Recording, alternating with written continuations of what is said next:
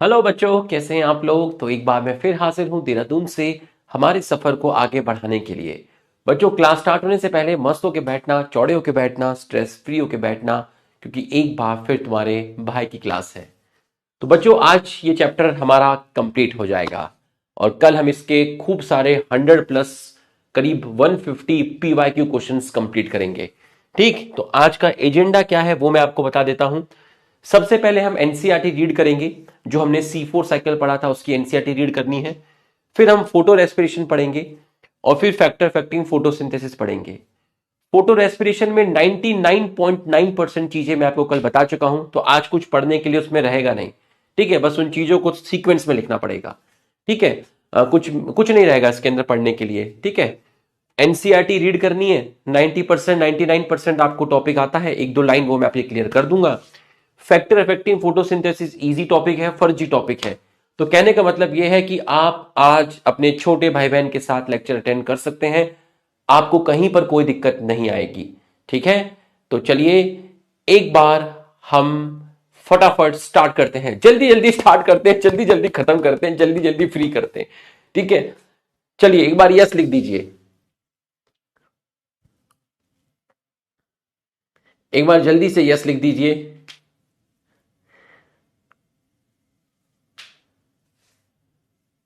जल्दी जल्दी जल्दी, शाबाश। सारे लुखास जुड़ जाइए। ठीक है भाई, यस आ गया है। अब जल्दी से हम लोग स्टार्ट करते हैं। अब एक बहुत बढ़िया, बहुत बढ़िया। चलो बच्चों, जब हम केल्विन साइकिल पढ़ रहे थे तो एक दो लाइनें थी जो रह गई थी, है ना। याद करो, एक ये वाला पैराग्राफ रह गया था जो मैंने कहा था अभी हम इस पे पहुंचे नहीं हैं। ठीक है, देखिएगा जरा, है ना। यहां एक पैराग्राफ था, ये वाला paragraph. Scientists also try to know. Scientists also try to know whether all plant have PGA as first product of CO2 fixation, या फिर कोई और प्रोडक्ट है जो आपका फॉर्म्ड होता है किसी और प्लांट में। तो एक्सपेरिमेंट कराए गए over a wide range of plant, काफी सारे प्लांट पर, और लेड टू डिस्कवरी, हमें पता चला, अनदर ग्रुप ऑफ प्लांट, कि कुछ ऐसे प्लांट भी होते हैं वेयर, जहां पर जो फर्स्ट स्टेबल प्रोडक्ट है किसका, CO2 फिक्सेशन का, वो दोबारा से एक ऑर्गेनिक एसिड है। PGA भी ऑर्गेनिक एसिड है और जो अब नया पता चला है वो भी ऑर्गेनिक एसिड है। लेकिन विच हैड, लेकिन उसमें 4 कार्बन एटम था। दिस एसिड वॉज आइडेंटिफाइड, इस एसिड को नाम दिया गया oxaloacetic acid. Since the CO2 assimilation, assimilation मतलब fixation, during photosynthesis was said to be of two main type, मतलब CO2 का फिक्सेशन दो तरीके से हो सकता है। CO2 का फिक्सेशन दो तरीके से हो सकता है। ऐसे प्लांट जिनके अंदर first product of CO2 fixation C3 acid है, मतलब PGA है, मतलब उनमें मिलेगा C3 पाथवे। और कुछ ऐसे प्लांट हैं जिनके अंदर फर्स्ट प्रोडक्ट 4 कार्बन वाली एसिड है जिसका नाम है OAA, उनमें मिलेगा C4 पाथवे। C3 पाथवे मिलता है C3 प्लांट में, C4 पाथवे मिलता है C4 प्लांट में। बच्चों, ये पैराग्राफ हमारा मिसिंग था, हमारा कंप्लीट हो गया। आपको समझ में आया तो आप यस लिखिए। आपको समझ में आया तो आप यस लिखिए। यहां तक का पैराग्राफ जो अभी आपको समझाया, ये आपको समझ में आया तो आप यस लिखिए। ये आपको समझ में आया तो आप यस लिखिए।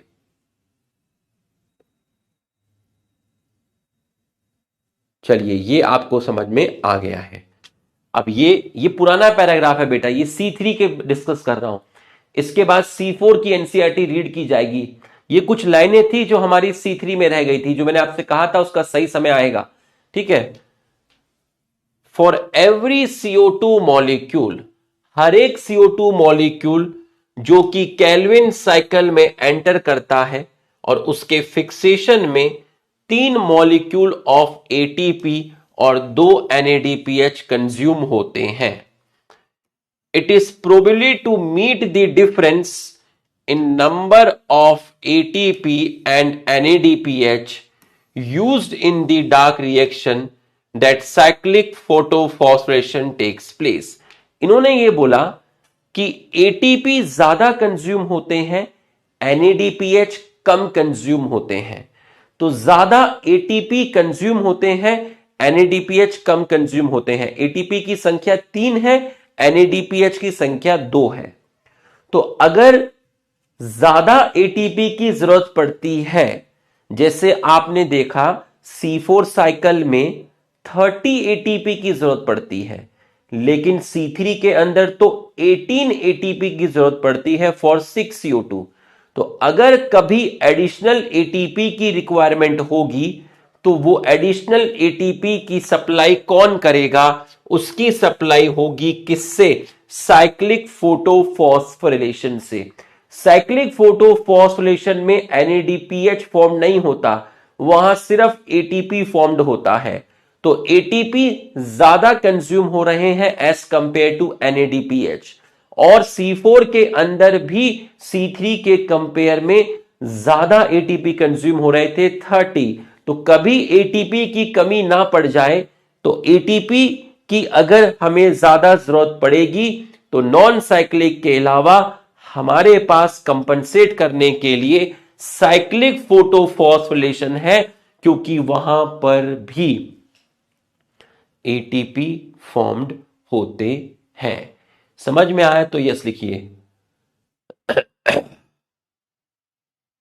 कल का फर्स्ट स्लॉट खाली है क्या? कल का फर्स्ट स्लॉट खाली है, बताइए जरा। अगर कल का फर्स्ट स्लॉट खाली है तो हम फर्स्ट क्लास ले लेते हैं।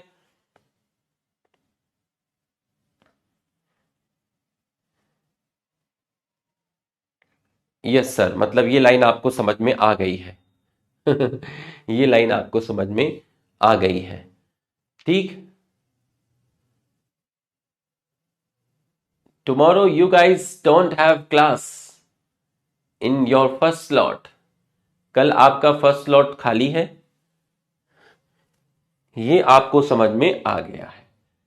अब हम आज की पढ़ाई स्टार्ट करेंगे, ठीक है।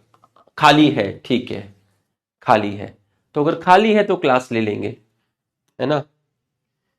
खाली है तो क्लास ले लेंगे। मैं तो हूं ही भटकती आत्मा, मैं तो घूमता रहता हूं, कोई क्लास मिले तो हम ले लेंगे, है ना। अच्छा, रिकॉर्डेड क्लास है, अच्छा रिकॉर्डेड है, ठीक है। रिकॉर्डेड है तो फिर हम सर, जिनका भी है सर का, हम उनका रिकॉर्डेड सेकंड स्लॉट में डलवा देंगे और मैं आपकी फर्स्ट स्लॉट में लाइव क्लास ले लूंगा। इससे क्या होगा, आप भी थोड़ा मेंटली फ्री हो जाओगे, लाइव क्लास आपकी निकल जाएगी, है ना। नहीं तो आपको 6:15 तक वेट करना पड़ेगा। चलो देख लेंगे, जैसा भी होगा, जैसा भी आदेश हमें मिलेगा हम तो उसको फॉलो करेंगे। चलिए, टाइम वेस्ट नहीं करना है, आ जाओ। Plant that are adapted to dry tropical region, dry tropical region, यहां तापमान ज्यादा मिलेगा, have C4 pathway mentioned earlier। हालांकि these plant have C4 oxaloacetic acid as the first CO2 fixation product, लेकिन ये भी यूज करते हैं C3 पाथवे को और केल्विन साइकिल को एज मेन बायोसिंथेटिक पाथवे। तो मतलब अगर मैं आपसे कहता हूं कि ग्लूकोज की सिंथेसिस के लिए, ग्लूकोज की synthesis for synthesis of glucose, glucose की सिंथेसिस के लिए ये लोग भी केल्विन साइकिल से ही खाना बनाते हैं।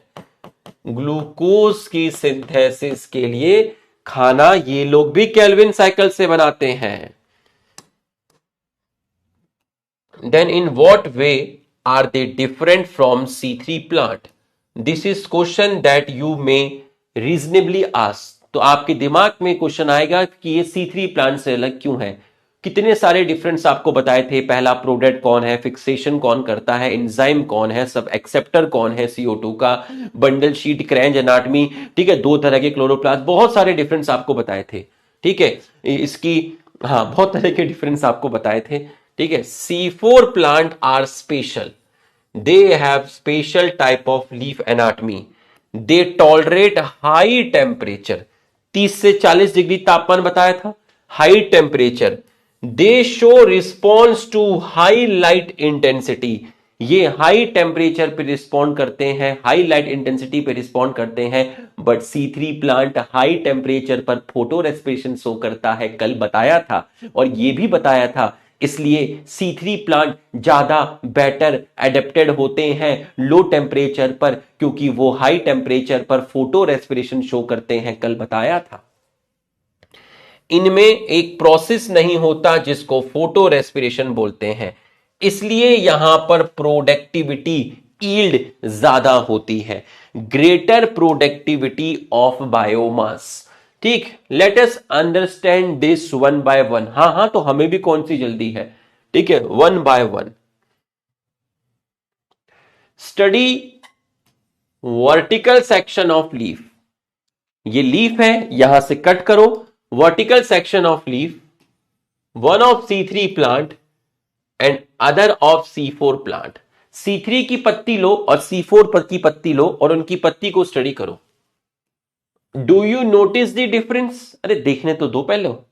Yes, do both have same type of mesophylls, do both have same type of mesophylls, difference मिलेगा आपको, है ना, आपको इनके अंदर जो डिफरेंस है वो आपको मिलेगा। C4 के केस में रूबिस्को मीजोफिल में नहीं होता, कल लिखाया था। C3 के केस में रूबिस्को मीजोफिल में होता है।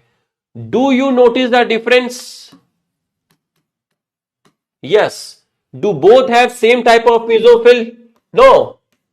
नो। रूबिस्को मीजोफिल सेल में मिलता है C3 प्लांट में, रूबिस्को बंडल शीट में मिलता है C4 प्लांट के अंदर। Do they have similar cell around the vascular bundle sheet? Do they have similar cell around the vascular bundle sheet? No. ठीक है, Do they have similar cells around the vascular bundle sheet? Bundle sheath के surrounding में क्या है? Bundle sheath के surrounding में है आपकी मीजोफिल सेल्स, तो दोनों की जो मीजोफिल सेल है उसके अंदर आपका डिफरेंस है, ठीक है। यहां पर मीजोफिल सेल में C3 प्लांट में रूबिस्को मिलता है, लेकिन C4 प्लांट में रूबिस्को आपका बंडल शीट के अंदर मिलता है। एक और चीज मैं आपको यहां ऐड करना चाहूंगा, जब आपने C4 प्लांट पढ़ा था बच्चों, तो उसके अंदर दो तरह की सेल्स थी, एक थी MC मीजोफिल सेल, एक थी बंडल शीट। बच्चों मीजोफिल सेल के अंदर आपका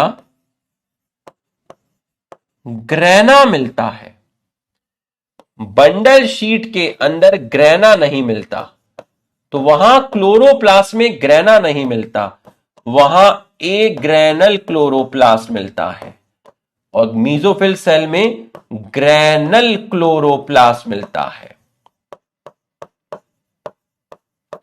तो बात को समझिएगा, C4 प्लांट में मीजोफिल सेल में जो क्लोरोप्लास्ट मिलेगा उसमें ग्रेना होगा, लेकिन C4 में जो बंडल शीट है उनमें जो क्लोरोप्लास्ट मिलेगा वहां ग्रेना नहीं होगा, वहां थाइलेकॉइड्स होंगे, बट थाइलेकॉइड्स एक दूसरे के ऊपर अरेंज नहीं होते। यहां थाइलेकॉइड्स एक दूसरे के ऊपर अरेंज होके ग्रेना का रूप लेते हैं। यहां थाइलेकॉइड्स है बट वो एक के ऊपर एक स्टैक करके ग्रेना फॉर्म्ड नहीं करते। यहां थाइलेकॉइड्स ग्रेना की फॉर्म में है, यहां थाइलेकॉइड्स थाइलेकॉइड्स की फॉर्म में है। ठीक, गुड इवनिंग भाई, गुड इवनिंग।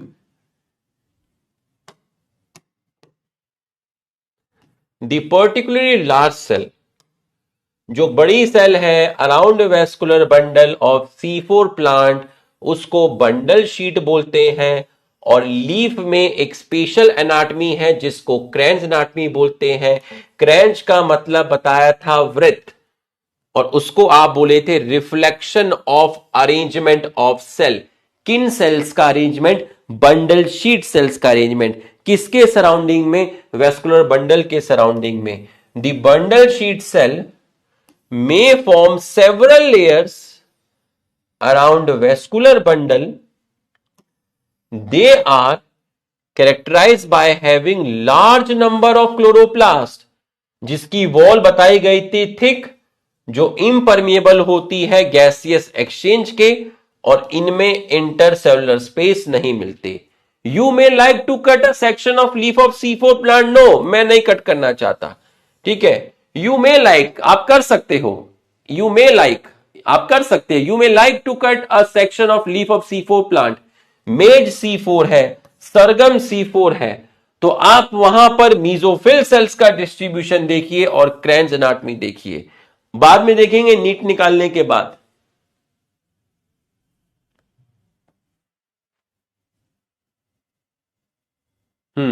आ जाओ आ जाओ। अलग ही चैट चलती रहती है, अपने अपने खेला चलता रहता है यहाँ। अरे नसीर, यहाँ आ जा बेटा, क्या करता रहता है? It would be interesting for you to collect leaf of diverse species of plant around you and cut vertical section of leaf.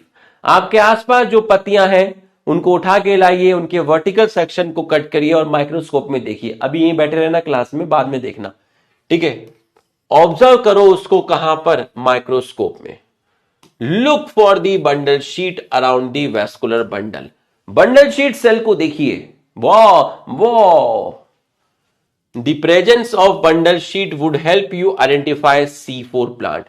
तो बंडल शीट का अरेंजमेंट, जिसको आप क्रेंज एनाटमी बोलते हैं, ये आपको C4 प्लांट के अंदर मिलेगी, क्रेंज एनाटमी। तो आपको हेल्प मिलेगी आइडेंटिफाई करने में कि भाई ये तो C4 प्लांट है। ठीक, now study the pathway shown in figure 11.9। कल दिखा देता पाथवे 11.9 वाला। This pathway that has been named the Hatch and Slack pathway is again a cyclic process. Let us study the pathway by listing the steps. The primary CO2 acceptor is a 3-carbon molecule phosphoenol pyrite. ये सब कल का पढ़ रहे हैं हम, जो कि प्रेजेंट होता है मीजोफिल सेल में। मीजोफिल सेल के कहां पर? साइटोप्लाज्म में प्रेजेंट होता है। मीजोफिल सेल के साइटोप्लाज्म में प्रेजेंट होता है। साइटोप्लाज्म का वो पार्ट जो लिक्विड होता है, जहां ऑर्गेनिल नहीं मिलते, उस रीजन को हम बोलते हैं क्या? साइटोजोल। तो ये साइटोजोल लिखा हुआ है। साइटोजोल साइटोप्लाज्म का पार्ट हो गया। The enzyme responsible for this fixation, PAP carboxylase or PAPcase. It is important to register that mesophil cell lack rubisco. mesophil cell में रुबिस्को नहीं होता। mesophil cell में रुबिस्को नहीं होता, क्योंकि रुबिस्को कहां होता है? रुबिस्को होता है बंडल शीट के अंदर। जो C4 एसिड है, ओ ये बनती है कहां पर? मीजोफिल सेल में। ओ ये कहां बनी थी? मीजोफिल सेल में बनी थी। It then form other 4 carbon compound like malic acid, और एक और लिखा हुआ है एस्पार्टिक एसिड। तो जो आपका OAA है वो मैलिक एसिड भी फॉर्म कर सकता है, वो एस्पार्टिक एसिड भी फॉर्म कर सकता है। ठीक, कहां पर बनी थी? मीजोफिल सेल में। उसके बाद वो ट्रांसपोर्ट हो गई थी कहां पर? बंडल शीट सेल में। किसके थ्रू गई थी? प्लाज्मोडेस्मेटा, जो मैंने बाद में प्लाज्मोडेस्मेटा बनाए थे और आप कह रहे थे चिटिंग करता है नोट्स। बंडल शीट के अंदर जो C4 एसिड है वो टूट जाती है और CO2 रिलीज होता है, और 3 कार्बन मॉलिक्यूल, जिसको आप बोले थे पायरिक एसिड।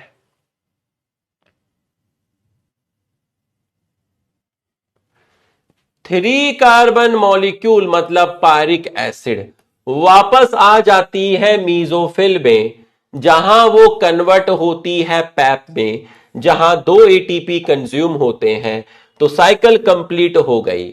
CO2 रिलीज जो बंडल शीट सेल में हुई थी वो एंटर कर जाएगी C3 और केल्विन पाथवे में और चालू हो केल्विन पाथवे मतलब वो सभी प्लांट में मिलेगा।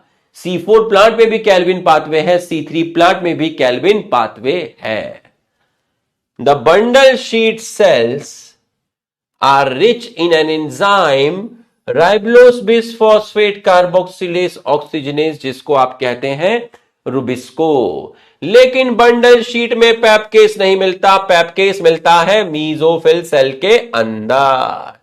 Thus the basic pathway that result in formation of sugar मतलब ग्लूकोज द कैल्विन पाथवे, मतलब शुगर बनाने वाला पाथवे तो कैल्विन पाथवे होगा ना। C4 में भी शुगर कैल्विन से बनी, C3 में भी शुगर कैल्विन से बनी, तो कैल्विन पाथवे कॉमन है C3 और C4 प्लांट में। Did you note that Calvin pathway occur in all mesophyll cells of C3 plant? Yes. Yes. C3 plants के अंदर क्या लिखा था? C3 प्लांट के अंदर कैल्विन पाथवे कहां होता था? मीजोफिल सेल में, क्योंकि वहां मीजोफिल सेल में रुबिस्को होता था। लेकिन C4 प्लांट में कैल्विन पाथवे मीजोफिल सेल में नहीं होता, बंडल शीट में होता है। In the C4 plant, it doesn't takes place in mesophyll cell, but does only in bundle sheet, क्योंकि बंडल शीट में मिलता है रुबिस्को। बेटा पूरा समझ में आ गया, एकदम फील आ गया, तो एक बार यस लिख के हमारा मान बढ़ा दीजिए। तू रोएगा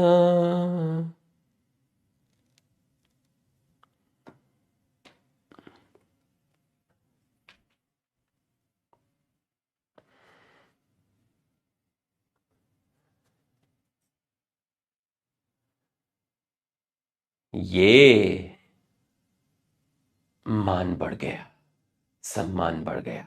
आगे बढ़ते हैं। अब है फोटो रेस्पिरेशन।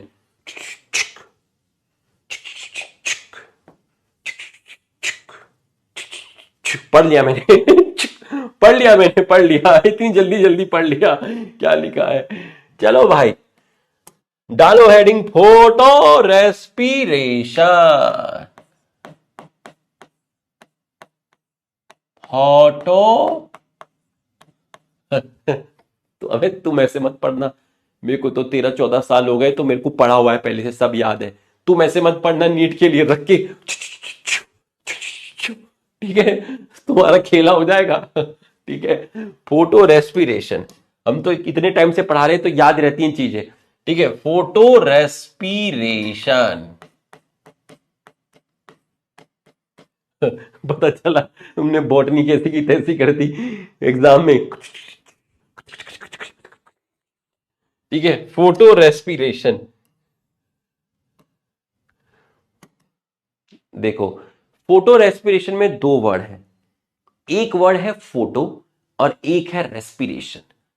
अब फोटो क्यों बोला है ना, आपके दिमाग में आया होगा फोटो क्यों बोला और रेस्पिरेशन क्यों बोला। वो तो सर ने कल बताया नहीं, अरे तो सब कल ही बता देता तो फिर आज क्या बताता। कल जो बात बताई वो उतनी बताई जिससे वो C4 के जो पॉइंट्स हैं वो क्लियर हो जाए, NCERT वाले, है ना। आज उसको और बेसिक से बताया जाएगा। ठीक, फोटो, फोटो का मतलब होता है in presence of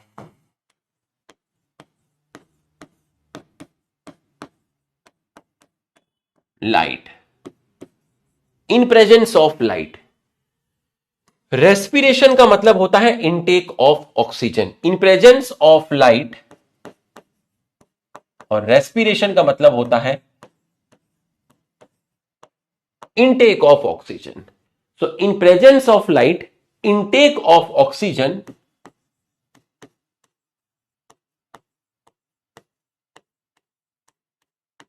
bye green cell. जो नॉर्मल आप बचपन से सुनते आ रहे हो रेस्पिरेशन, ठीक भाई, प्लांट रेस्पिरेशन दिन में भी करते हैं रात में भी करते हैं। तो फोटो रेस्पिरेशन रेस्पिरेशन नहीं है, फोटो रेस्पिरेशन है। ये रात में नहीं होगा, ये डे टाइम में होगा। फोटो रेस्पिरेशन कब होगा? डे टाइम में होगा। लेकिन जो रेस्पिरेशन आप पढ़ते हुए आए हो, है ना, ग्लूकोज का ब्रेकडाउन होता है in the presence of oxygen, ATP, वो सब पढ़ते हुए आए हो, वो रेस्पिरेशन है। वो दिन में भी होता है, रात में भी होता है। फोटो रेस्पिरेशन सिर्फ दिन के टाइम होता है। रेस्पिरेशन सारी सेल करती हैं, ग्रीन सेल भी करती हैं, नॉन ग्रीन सेल भी करती हैं, लेकिन फोटो रेस्पिरेशन ग्रीन सेल करती हैं। फोटो रेस्पिरेशन कौन करती है? ग्रीन सेल करती है। वहां रेस्पिरेशन में एटीपी फॉर्म्ड होते हैं, यहां एटीपी फॉर्म्ड नहीं होते बच्चों। यहां पर तो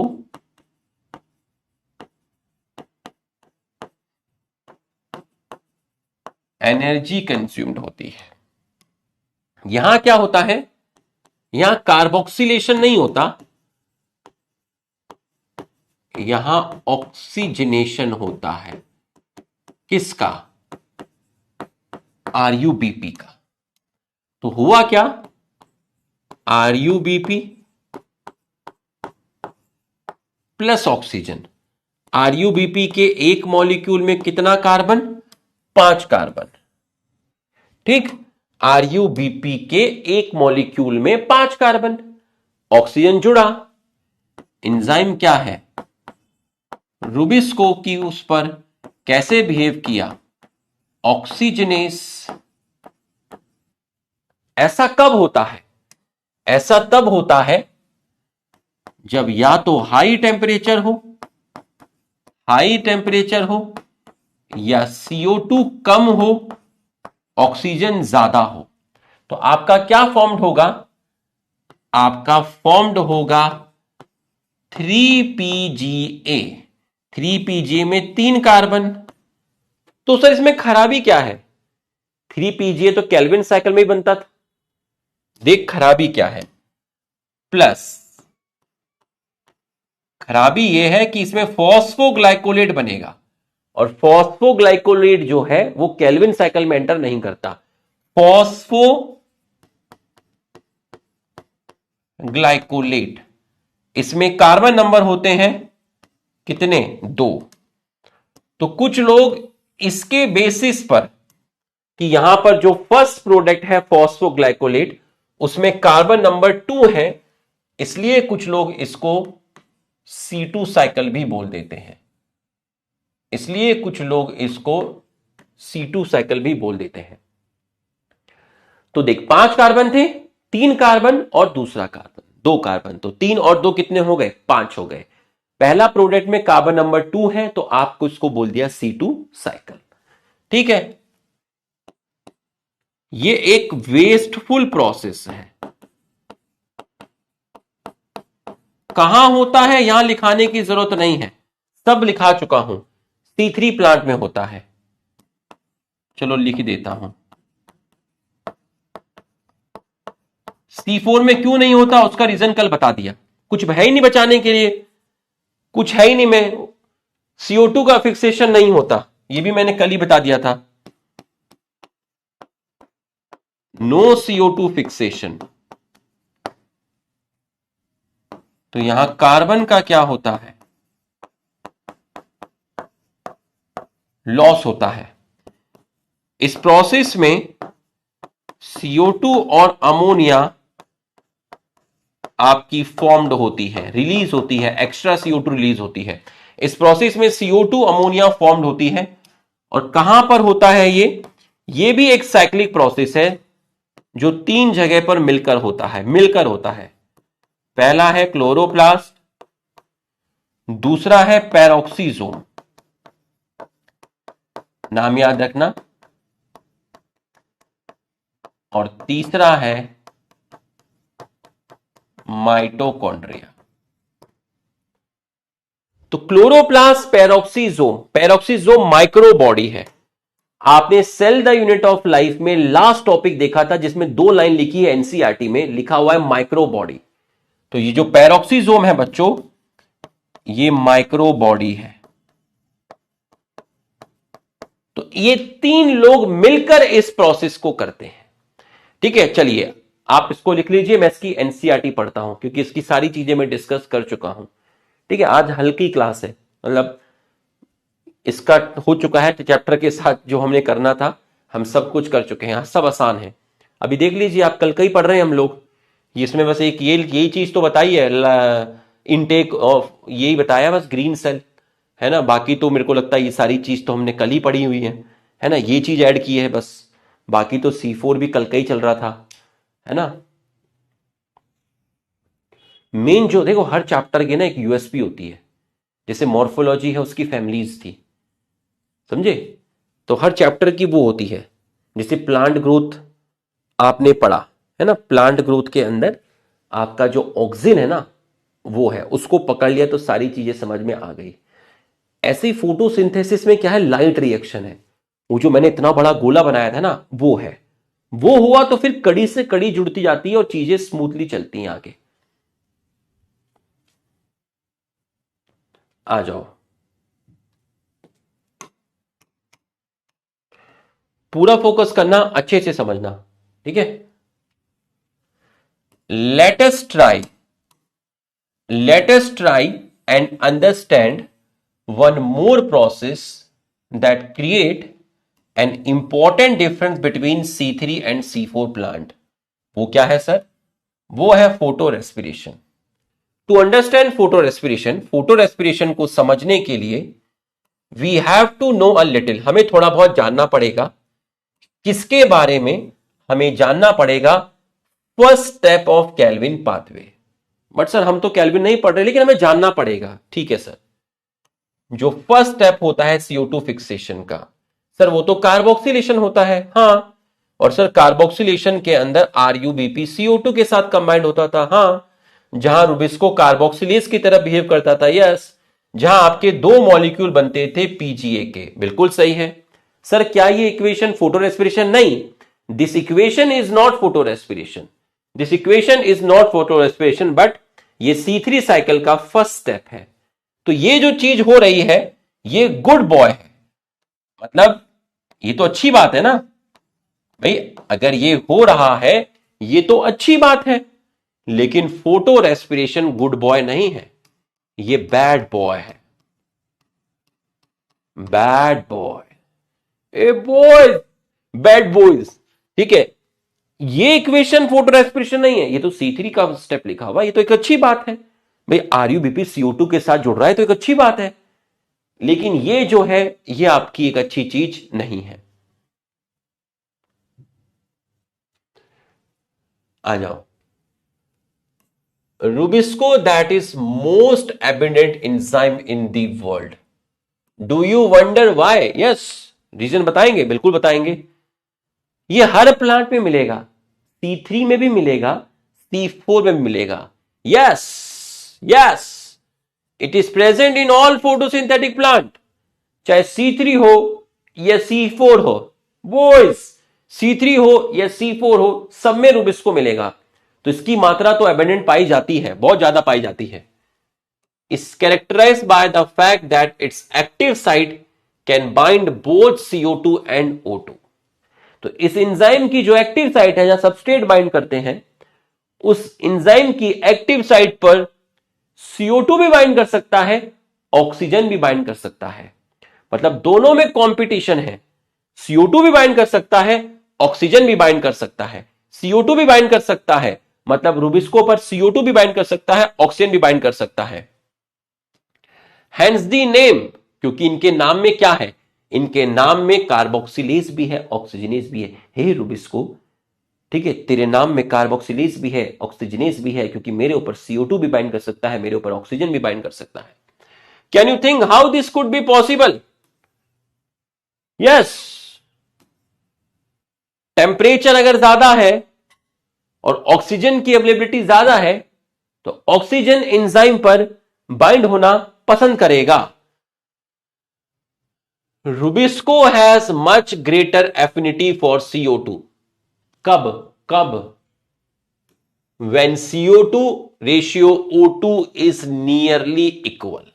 अगर CO2 और ऑक्सीजन बराबर है, अगर CO2 और ऑक्सीजन बराबर है तो रुबिस्को की ज्यादा एफिनिटी है CO2 के साथ बाइंड होने की। मतलब अगर CO2 और ऑक्सीजन बराबर है तो कोई दिक्कत नहीं है, रुबिस्को CO2 को बाइंड कराएगा, कार्बोक्सिलेज की तरह बिहेव करेगा, कोई दिक्कत नहीं है।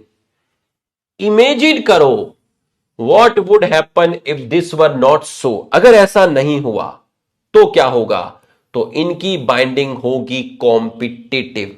अगर CO2 ऑक्सीजन के बराबर नहीं है या CO2 ऑक्सीजन से ज्यादा नहीं है तो क्या होगा? तो खेला हो जाएगा। अब CO2 और ऑक्सीजन फाइट करेंगे और बाइंड करेगा oxygen.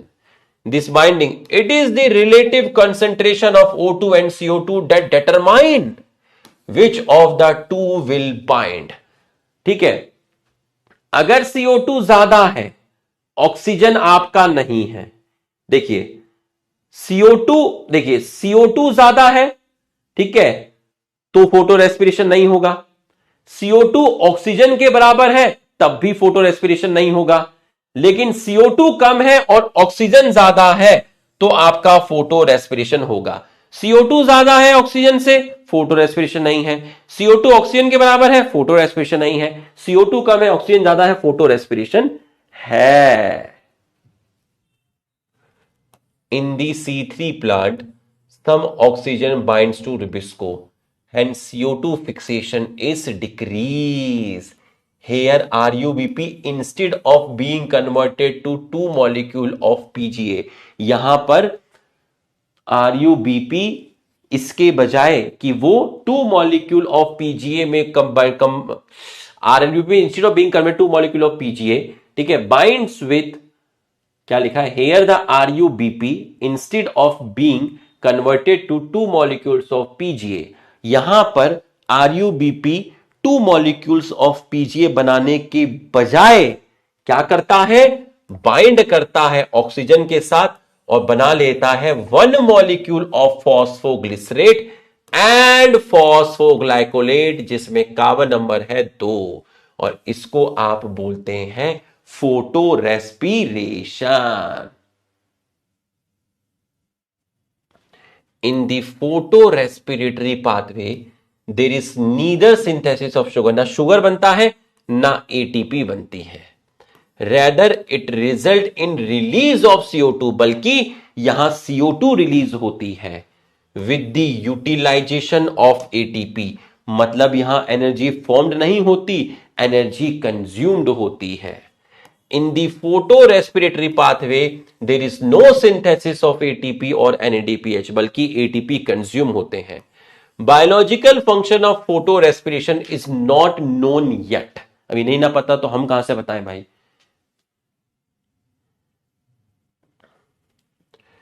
In C4 plant, photorespiration doesn't occur. क्यों? This is because they have a mechanism that increase CO2 concentration at the enzyme site। कौन सा मैकेनिज्म? जब मैलिक एसिड पायरिक एसिड में convert होता था उस टाइम CO2 रिलीज होती थी।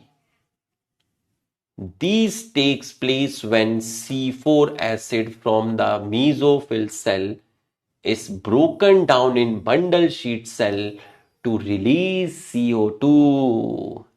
This result in increase the intracellular concentration of CO2। Cell के अंदर ही CO2 का कंसंट्रेशन बढ़ रहा है।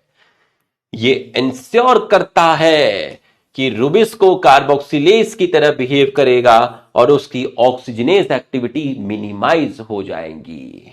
हाँ, डी कार्बोक्सिलेशन, गजब।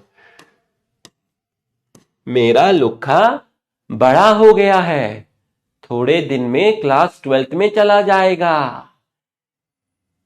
भाई स्कूल में सब पास हो जाना स्कूल के एग्जाम में, ठीक है, इतना पढ़ाया है, पता चला बायोलॉजी में लटक गए, बहुत पढ़ाया है, ठीक है, कि सर मैं स्कूल में तो पास हो जाओगे सबके सब, मैं ही आऊंगा पेपर लिखने के लिए, ठीक है, पढ़ लेना भाई, बहुत पढ़ाया है। Now that you know that C4 plant lack photorespiration, ठीक है, now that you know that C4 plant lack photorespiration, you probably can understand why productivity and yield are better in this plant। क्योंकि यहां पर CO2 का fixation होता है, carbon का loss नहीं होता, यहां फोटो रेस्पिरेशन नहीं होता। हाँ, पास हो जाना सारे के सारे। In addition these plant show tolerance to high temperature, high temperature पर ये टॉलरेट करते हैं। टेबल के बीच में डिफरेंस, अरे ओ, ये टेबल कल करा दी है पूरी की पूरी। अच्छा, वो जो कल 3 पार्ट में बनाई थी, हाँ वही। बच्चों यहां तक की पढ़ाई आपको समझ में आई तो आप यस लिखिए। अब मेरी बात सुनना, यहां तक हमने पढ़ लिया, आगे का टॉपिक बहुत आसान है, ठीक है, थ्योरेटिकल ज्यादा है। तो आगे के जो टॉपिक हैं उसकी पढ़ाई हम सिर्फ एनसीईआरटी से करेंगे, पूरा का पूरा मैं तुम्हें एनसीईआरटी एक्सप्लेन करूंगा, ठीक है। तो यहां आपको एनसीईआरटी एक्सप्लेन की जाएगी। ये टॉपिक बहुत इजी है और थियोरेटिकल है, ठीक। तो आप इसको एनसीईआरटी से ही पढ़ेंगे, जिस तरीके से मैं आपको पढ़ाऊंगा आप उसी तरीके से इस टॉपिक को तैयार करेंगे। पूरा C3 C4 कॉन्सेप्ट था, फोटो रेस्पिरेशन था, लाइट रिएक्शन, पूरा एक्सपेरिमेंट, सब पूरा नोट्स बना के पढ़ाया। ये टॉपिक थोड़ा थ्योरेटिकल है, तो जैसे आपके टीचर आपको गाइड करने हैं इस टॉपिक को पढ़ने के लिए, आप उन पे विश्वास करिए। उनको 14 साल का एक्सपीरियंस है, तो आप उनको फॉलो करिए और इसी में आपकी सभी की और समझ संसार की भलाई है, ठीक।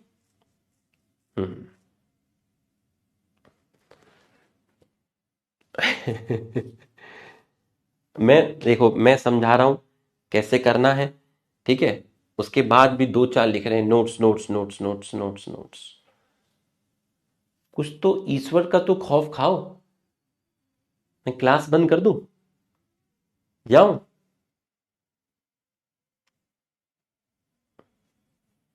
लास्ट क्लास होगी फिर याद अर्जुना की, बस उसके बाद कभी नहीं होगी, ना कभी लक्ष्य में मिलूंगा, कभी नहीं मिलूंगा। आज अभी बंद कर दूं क्लास, अभी बंद तो फिर बंद, फिर ना रेस्पिरेशन ना कुछ, मैं इतना ही कराऊंगा बस। कैसे लोग हो तुम, कैसी जनता है, किस तरह के लोग हो?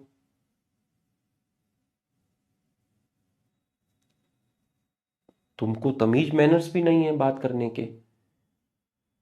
एक इतना एक्सपीरियंस टीचर तुमको कुछ बता रहा है कुछ एक्सपीरियंस शेयर कर रहा है कि इसको किस तरीके से करना है। अजीब हो यार तुम लोग, ऐसे थोड़ी ना होता है।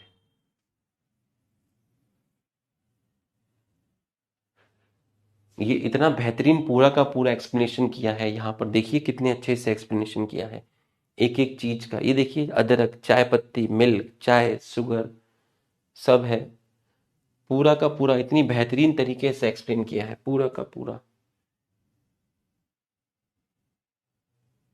दिस टू शाल पास, इतना पूरा बढ़िया से एकदम सब कुछ किया है। ये ऐसा नहीं है, ये जो एक्सप्लेन किया है ना, ये हल्का एक्सप्लेनेशन नहीं है, ये बहुत तगड़ा एक्सप्लेनेशन है। इसके लिए बेटा मैंने मेहनत की है, ऐसा नहीं है ये कि ऐसे ही कुछ भी लिख के लाया हूं। इन शब्दों की अपनी एक मर्यादा है, समझे?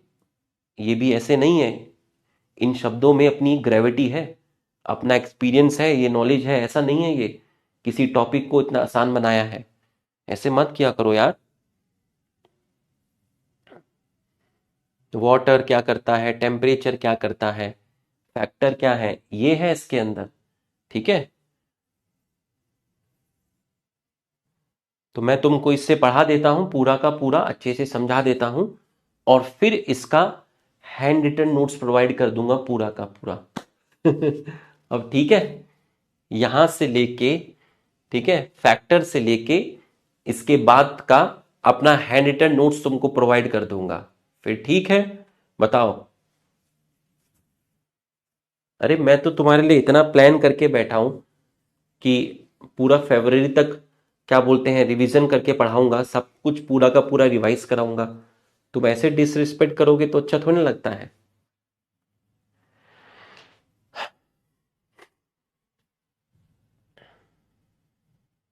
चलो एक बार सभी लोग फटाफट यस लिख दीजिए, ठीक है। एक बार जल्दी से सभी लोग फटाफट यस लिख दीजिए ताकि हम पढ़ाई को स्टार्ट कर सकें। कोई बात नहीं, मैं गुस्सा कहाँ कर रहा था, गुस्सा तो मुझे एक ही बार आया था जब उन्होंने रील बना के डाल दी थी। अब मैं गुस्सा कहाँ करता हूँ, मैं तो प्यार से ही तो आप लोगों को समझाया, मैं कहा मेरे बच्चों ऐसे होता है ना। चलिए एक बार आप फटाफट जल्दी से यस सर लिख दीजिए, देखिएगा कितना बढ़िया आपको समझाया जाएगा, है ना। एक बार फटाफट आप यस लिख दीजिए।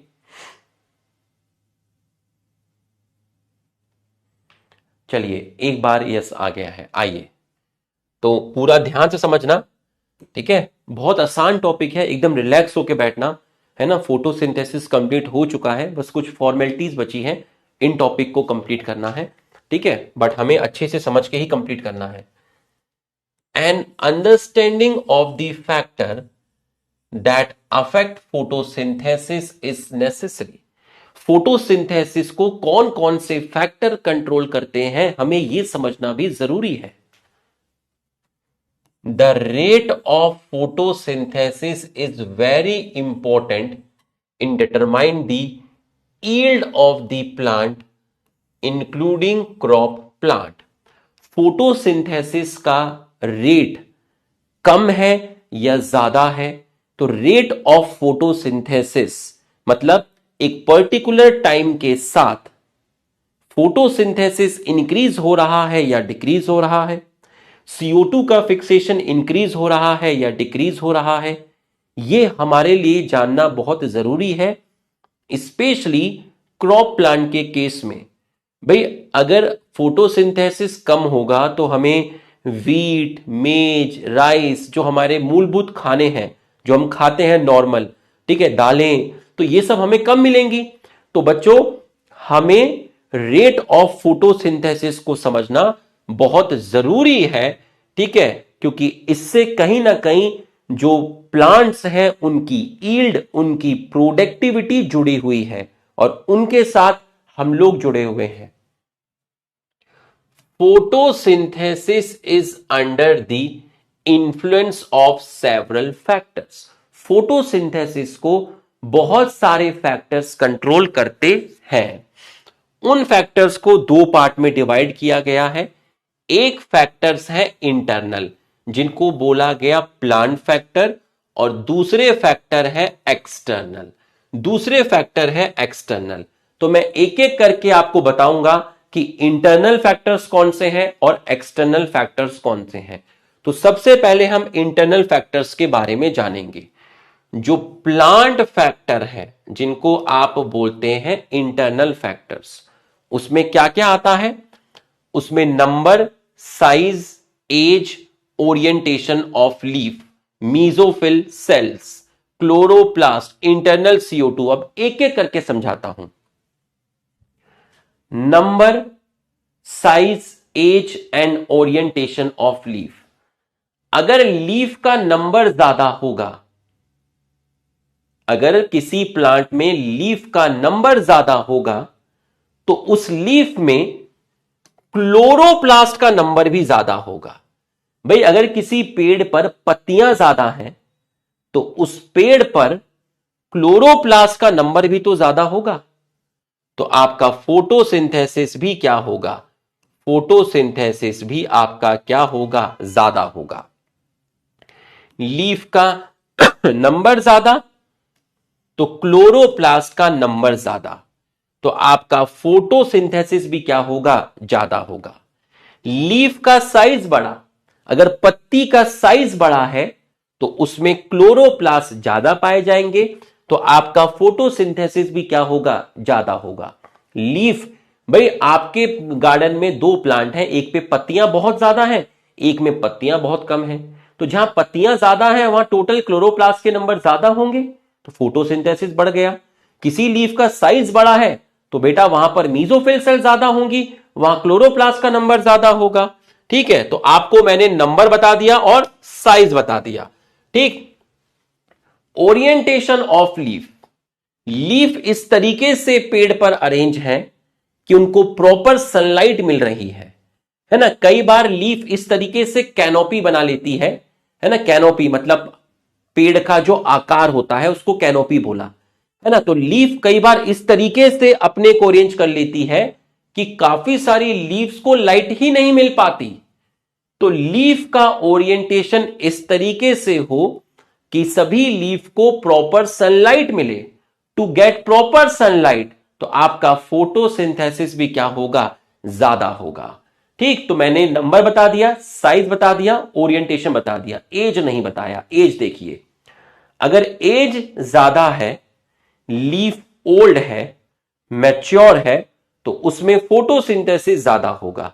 एक लीफ एज उसकी ज्यादा है, वो ओल्ड है, मैच्योर है, तो उसके अंदर फोटोसिंथेसिस ज्यादा होगा।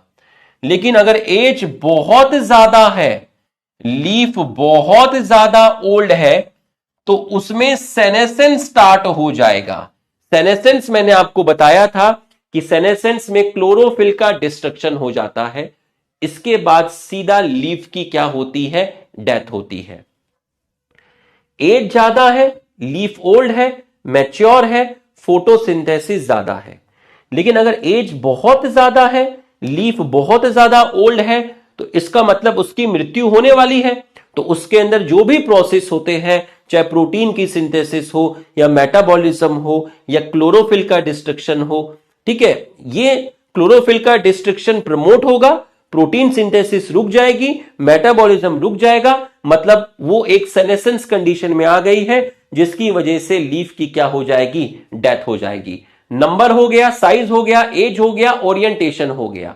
मीजोफिल सेल्स का नंबर ज्यादा है तो क्लोरोप्लास्ट ज्यादा है, फोटोसिंथेसिस ज्यादा है। ठीक, क्लोरोप्लास्ट हो ही गया। इंटरनल CO2, प्लांट के अंदर इंटरनली CO2 की बात हो रही है। ये जो बाहर से CO2 भाई, इसकी बात नहीं हो रही, जो CO2 अंदर प्रोड्यूस हो रही है किसी ना किसी रिएक्शन से। तो प्लांट के अंदर अगर इंटरनल CO2 कॉन्सेंट्रेशन हाई होगी तो उसमें रेट ऑफ फोटोसिंथेसिस जो होगा वो ज्यादा होगा। ठीक है भाई, CO2 की कमी नहीं है, अंदर ही उसको CO2 मिल रही है, तो उसके अंदर रेट ऑफ फोटोसिंथेसिस ज्यादा होगा। अमाउंट ऑफ क्लोरोफिल, अगर प्लांट में क्लोरोफिल ज्यादा है तो वहां पर फोटोसिंथेसिस क्या होगा, ज्यादा होगा। तो जो ये सारे फैक्टर्स क्या है, इंटरनल है। Number, size, age, orientation of leaf, mesophyll cells, amount of chlorophyll, internal CO2 concentration, ये सब इंटरनल फैक्टर है। और इंटरनल फैक्टर डिपेंड करते हैं जेनेटिक प्रीडिस्पोजिशन, का मतलब होता है genetic makeup of plant. Plant का जो क्रोमोसोम है, उसका जो DNA है, उस पर इंटरनल फैक्टर डिपेंड करते हैं और ग्रोथ ऑफ प्लांट पर डिपेंड करते हैं। इंटरनल फैक्टर एक तो उसके क्रोमोसोम DNA पे डिपेंड करेंगे, जिसको मैं जेनेटिक प्रीडिस्पोजिशन बोल रहा हूं, और प्लांट की ओवरऑल ग्रोथ कैसी हो रही है इस पे डिपेंड करेंगे। अगर ग्रोथ उसकी अच्छी हो रही है तो उसमें प्रोडक्टिविटी हाई होगी। देख लो कितना टाइम लगा के आपको ये 4-5 लाइन एक्सप्लेन की है, पूरा टाइम लगा कर एक एक वर्ड का मतलब यहां पे लिखा हुआ है पूरा का पूरा। आपको समझ में आया तो आप यस लिख दीजिए, आपको समझ में आ गया है तो आप यस लिख दीजिए। मैं इसका फैक्टर अफेक्टिंग का आपको बढ़िया से हैंड रिटन नोट्स दे दूंगा, आप बिल्कुल परेशान मत होइएगा, बस आपकी पढ़ाई नहीं रुकनी चाहिए। ठीक है, कल को अगर कुछ नीट में मार्क्स कमाए तो ये नहीं कहना कि फैक्टर अफेक्टिंग का हैंड रिटन नोट्स नहीं दिया था। ठीक है, मैं आपको वो भी दे दूंगा, जब मैं इतनी सारी चीजें कर चुका हूं और करूंगा तो फिर बात को आगे क्यों बढ़ाना है। मैं आपको इसका नोट्स दे दूंगा, आप इसको पढ़िएगा, कोई दिक्कत आपको नहीं आएगी। ठीक, external factor, external factor would include the availability of sunlight. मेरे घर पे प्लांट लगे हैं, बाहर से सनलाइट आ रही है, सनलाइट एक्सटर्नल है। मेरे घर के आसपास का जो तापमान है वो एक्सटर्नल है। बाहर से प्लांट में जो CO2 आ रही है वो एक्सटर्नल है। हम उस पेड़ को जो पानी दे रहे हैं वो आपका क्या है, एक्सटर्नल है। ठीक, as a plant photosynthesis, as a plant photosynthesis, जैसे प्लांट फोटोसिंथेसिस करता है, ये सारे के सारे फैक्टर साइमल्टेनियसली एक साथ अफेक्ट करते हैं इस रेट को। अब इसका मतलब समझिए क्या है। अगर मेरे घर में कोई गेस्ट आया चाय पीने के लिए, मान लो अर्जुना का ही कोई लुक्खा आया, भूला भटकता हुआ आया, ठीक है, अर्जुना का ही कोई लुक्खा आया, भूला भटकता आया मेरे घर में चाय पीने के लिए, तो चाय बढ़िया कब बनेगी? जब दूध होगा, चाय पत्ती होगी, अदरक होगा, चीनी होगा।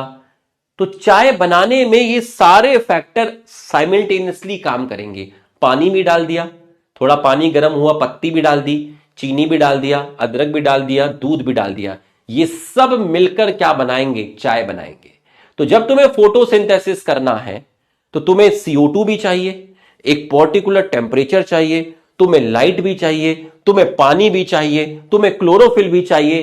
क्लोरोफिल तो खैर इंटरनल फैक्टर हो गए, ये सारे फैक्टर क्या है? आपके एक्सटर्नल फैक्टर हैं। इलायची डलवा दूं? कौन कह रहा है इलायची? मोहम्मद रकीब कह रहा है इलायची। इलायची खाएगा? इलायची पिलाऊंगा तुम्हें चाय, आना बेटा तुम्हें चाय पिलाऊंगा, ठीक है, आइएगा। एज अ प्लांट फोटोसिंथेसिस सारे फैक्टर एक साथ काम करते हैं। हेंस दो हालांकि several factor interact and simultaneously affect photosynthesis और CO2 फिक्सेशन, ये सारे फैक्टर्स CO2 की अवेलेबिलिटी, टेम्परेचर, वाटर, लाइट, ये सब मिलकर रेट ऑफ फोटोसिंथेसिस को डिटरमाइन करेंगे कि CO2 का फिक्सेशन कम है या ज्यादा है। Usually one factor is the major cause, is the one that limits the rate. At any point the rate will be determined by the factor available at suboptimal level. अब इसका मतलब समझिए। मैंने चाय में दूध डाला, पत्ती डाली, अदरक डाला, चीनी नहीं डाली, तो चाय का टेस्ट किसकी वजह से खराब हुआ? शुगर की ना होने की वजह से। मतलब जो अमाउंट उसमें मिनिमम थी, जो अमाउंट उसमें सब ऑप्टिमम थी, सब ऑप्टिमम मतलब बिलो एक्सपेक्टेशन, सब ऑप्टिमम, मुझे ऑप्टिमम अमाउंट मिल जाती कोई दिक्कत नहीं था, मुझे चीनी की ऑप्टिमम अमाउंट नहीं मिली, मुझे सब ऑप्टिमम मिली, मुझे बिलो एक्सपेक्टेशन मिली, तो आपने जो चीज कम डाली उसकी वजह से आपका चाय का खराब हो गया है टेस्ट। ठीक उसी तरीके से आप फोटोसिंथेसिस के लिए पानी देते हो, CO2 देते हो, क्लोरोफिल देते हो, बट क्लाउडी डे है, लाइट नहीं है, तो लाइट कैसा फैक्टर हो गया? लिमिटिंग फैक्टर हो गया। जो नहीं है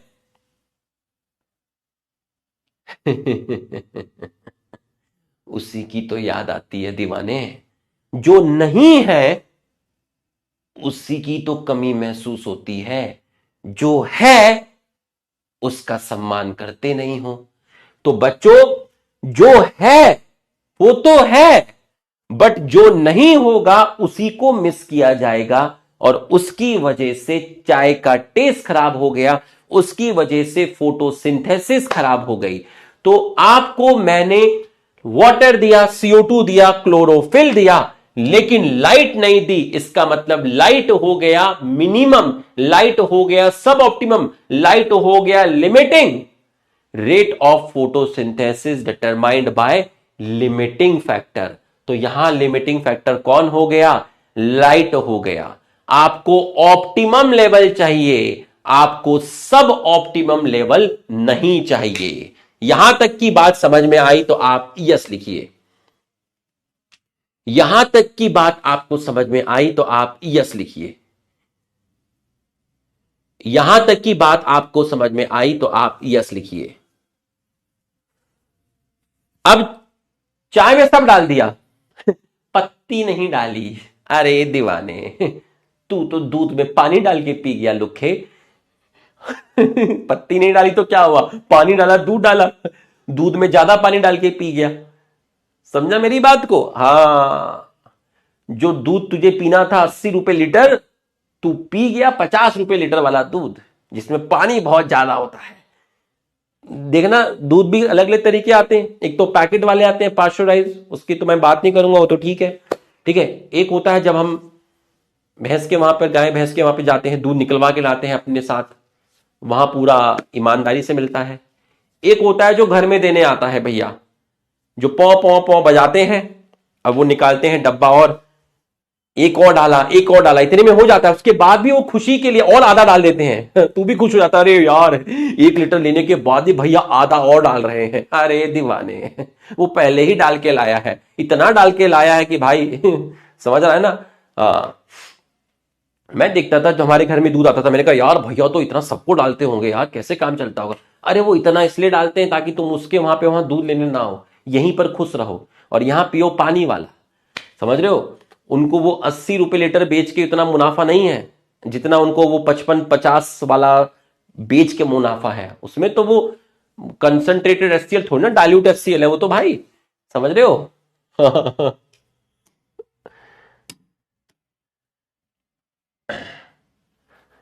आ जाओ। तो बच्चों जो फैक्टर कम होगा वो ही रेट ऑफ रिएक्शन को डिसाइड करेगा। One factor is the major cause, the one that limits the rate. ठीक है, आपने आपने CO2 दे दिया, आपने लाइट दे दी, आपने क्लोरोफिल दे दिया, आपने वाटर नहीं दिया, तो इसका मतलब लिमिटिंग फैक्टर कौन हो गया, वाटर हो गया। जो नहीं दोगे वही रेट ऑफ रिएक्शन को डिटरमाइन करता है। तो ये हमारा यहां पर हो गया है। When several factors affect any chemical reaction, Blackman law of limiting factor comes into effect। जब किसी केमिकल रिएक्शन को बहुत सारे फैक्टर कंट्रोल करते हैं तो law of limiting factor action में आता है, जो ये कहता है कि जब भी कोई केमिकल प्रोसेस को एक से ज्यादा फैक्टर कंट्रोल कर रहे हैं, जैसे फोटोसिंथेसिस को लाइट कंट्रोल करता है, temperature, CO2, water, chlorophyll, then its rate will be determined by the factor which is nearest to its minimum value. मान लो मैंने पानी नहीं दिया, इसका मतलब लिमिटिंग फैक्टर क्या हो गया, पानी हो गया। So it is the factor which directly affect the process if it's quantity is change. If you supply water, तुमने लाइट दी, टेम्परेचर दिया, CO2 दिया, क्लोरोफिल दिया, वाटर नहीं दिया, तो वाटर तुम्हारा लिमिटिंग फैक्टर हो गया, इसकी वजह से रेट ऑफ फोटोसिंथेसिस घबरा गया। लेकिन तुमने अगर वाटर दे दिया, things will be fine, this too shall pass. समझ में आया तो यस लिखिए। हमें तुम्हें ये दिख गया बायो यो यो मैं बोलना नहीं चाह रहा था, मैं इसको हाइड करना चाह रहा था, मुझे लगा पिंक कलर से ऊपर दिखा है, तुम्हें दिखेगा नहीं, है ना। अबे तुम तो चील की नजर रखते हो बे, लुखो है तुम्हें दिख गया ये बायो यो यो यो यो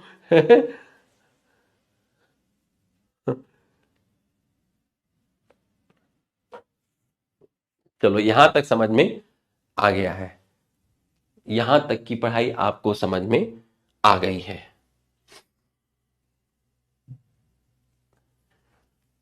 अब तू बता, अभी तक इतना पढ़ा, इसमें क्या आया, अदरक चाय यही तो आया, मतलब कोई ऐसा खतरनाक चीज नहीं आई ना, मेरी बात को समझ।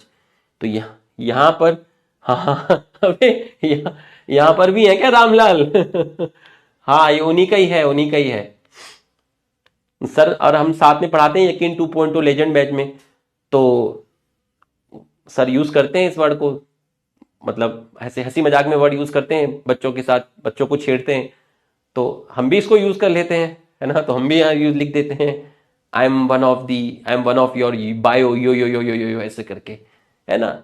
म्यूचुअल रिस्पेक्ट एक दूसरे की, है ना। तो हम ये क्या बोलते हैं, ये जो एनसीईआरटी है ये उसी बैच की है, ये हाईलाइट मैंने की हुई है, तो उनको पढ़ाया होगा तो मैंने वहां पे लिखा था ऐसे करके बायो यो यो, तो मैं लेकर आ गया, है ना। फॉर एग्जाम्पल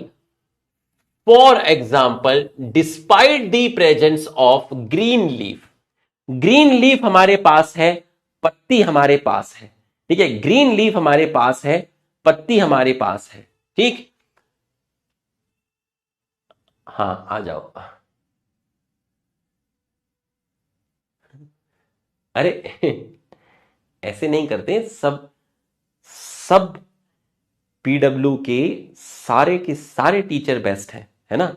हमें सबका सम्मान करना है, और पीडब्ल्यू के ही नहीं, इंडिया में या वर्ल्ड में जो भी शिक्षा के साथ जुड़ा है, जो भी बच्चों को पढ़ा रहा है, वो चाहे नीट का हो, जेई का हो, या किसी भी हिस्ट्री का हो, आर्ट्स का हो, यूपीएससी का हो, हमें सारे गुरुजनों का सम्मान करना है। सब अपने आप में बेस्ट हैं, सब बढ़िया है ना। तो हमेशा एक न्यूट्रल माइंडसेट रखा करिए। मैं हमेशा न्यूट्रल आदमी हूं, हमेशा न्यूट्रल रहता हूं, ठीक है। तो all are best, all are outstanding, सब अपने अपने आप में बेस्ट हैं और सब आपकी सिलेक्शन के लिए लगे हुए हैं। दैट्स इट, बस इतनी सी बात है ना। ज्यादा नहीं सोचते हैं, है ना, इतना नहीं सोचते हैं। एक छोटी उम्र में है अभी आप, इस उम्र में इतना नहीं सोचते, जब हम नहीं सोचते इतनी उम्र में। एकदम मस्त रहना है, सभी का सम्मान करना है, सब सब बेस्ट, सब बेस्ट है ना। आ जाओ, आज बहुत छोटी सी जिंदगी है, हमें नफरत नहीं फैलानी है, छोटी सी जिंदगी है, प्यार में रहना है, खुशियां बांटनी है। समझ में आया? स्प्रेड पॉजिटिविटी, कि आपका व्यक्तित्व ऐसा हो कि अगर आप क्लास में जाएं तो टॉपिक पढ़ाने से पहले ही बच्चे को एक पॉजिटिव एनर्जी आ जाए। ठीक है, बस ये है। आ जाओ। For example, despite the presence of green leaf and optimum light, आपके पास ग्रीन लीफ है, इसका मतलब भगवान जी ने आपको क्या दिया है? क्लोरोफिल दिया है। ठीक है, आपके पास लाइट भी दी है, आपके पास CO2 भी है। Plant may not photosynthesis if the temperature is very low. If temperature is very low, if temperature is very low. ठीक है, आ जाओ यहां, इधर देखो बेटा, यहां पे आपने प्लांट को, आपके पास ग्रीन लीफ है, मतलब आपके पास क्लोरोफिल है, आपके पास लाइट भी है, आपके पास CO2 भी है, उसके बाद भी प्लांट नखरे कर रहा है, कह रहा मैं फोटोसिंथेसिस नहीं कर रहा। कारण, आपने टेम्परेचर बहुत लो दे दिया। मान लो वो C4 प्लांट है, उसको टेम्परेचर 30 से 40 चाहिए था, आपने टेम्परेचर बहुत लो दे दिया। तो इसका मतलब खेल किसने बिगाड़ा? टेम्परेचर ने बिगाड़ा। इसका मतलब लिमिटिंग फैक्टर कौन हुआ? टेम्परेचर हुआ। This leaf if given the optimum temperature, अगर आपने इस पत्ती को ऑप्टिमम टेम्परेचर दे दिया तो ये आपका फोटोसिंथेसिस करेगी। ठीक है, आ जाओ।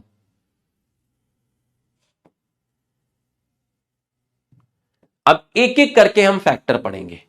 ठीक है, एक एक करके फैक्टर पढ़ेंगे। ठीक है, एक एक करके हम फैक्टर पढ़ेंगे।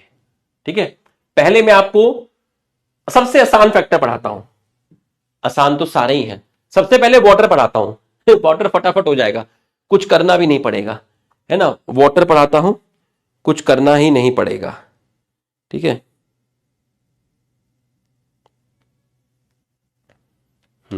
आ जाओ, आओ भाई फटाफट आ जाओ। सर आपको मराठी आती क्या? मराठी अभी नहीं आती, मैं जब छोटा था, मैं नासिक में रहता था, KV Nashik road camp, second, third, fourth, fifth, तब आती थी मराठी। इकडे आ दुकडे आ, आता उठ तू सारे रान शेतकऱ्यांच्या राज्यासाठी लावू पडाना प्राण, ये अपनी प्रेयर म्यूजिक में गाना गाते थे हम लोग। तो तब मेरे को आती थी, मेरा मराठी एक्सेंट था तब, हिंदी में भी। ठीक है, फिर फिफ्थ क्लास तो बहुत पहले की है, तो अच्छी आती थी, मतलब बोलनी नहीं आती थी, समझनी आती थी पूरी की पूरी, है ना। और थोड़ा बहुत आता था, सेंटेंस बनाना नहीं आता था। लेकिन फिर अब वहां पर फिर रहे नहीं फिर, है ना। और 2019 में गया था मैं थाने में, मुंबई में, 1 साल पढ़ाया वहां पर। ब्लू आइज में पढ़ाया था, ब्लू आइज, ब्लू आइज इसमें पढ़ाया था। है ना। बट ये है, मैं 1-2 साल रहूंगा ना, अगर मैं 2-3 साल, 2 साल रह लिया तो मेरे को वापस से आ जाएगा। Even though water is one of the reactant, आज का लेक्चर हल्का है, मैं तुमसे हंसी मजाक भी कर रहा हूं, तुम्हारे साथ बातें भी कर रहा हूं, है ना, क्योंकि आज का टॉपिक हल्का है, चैप्टर खत्म होने वाला है।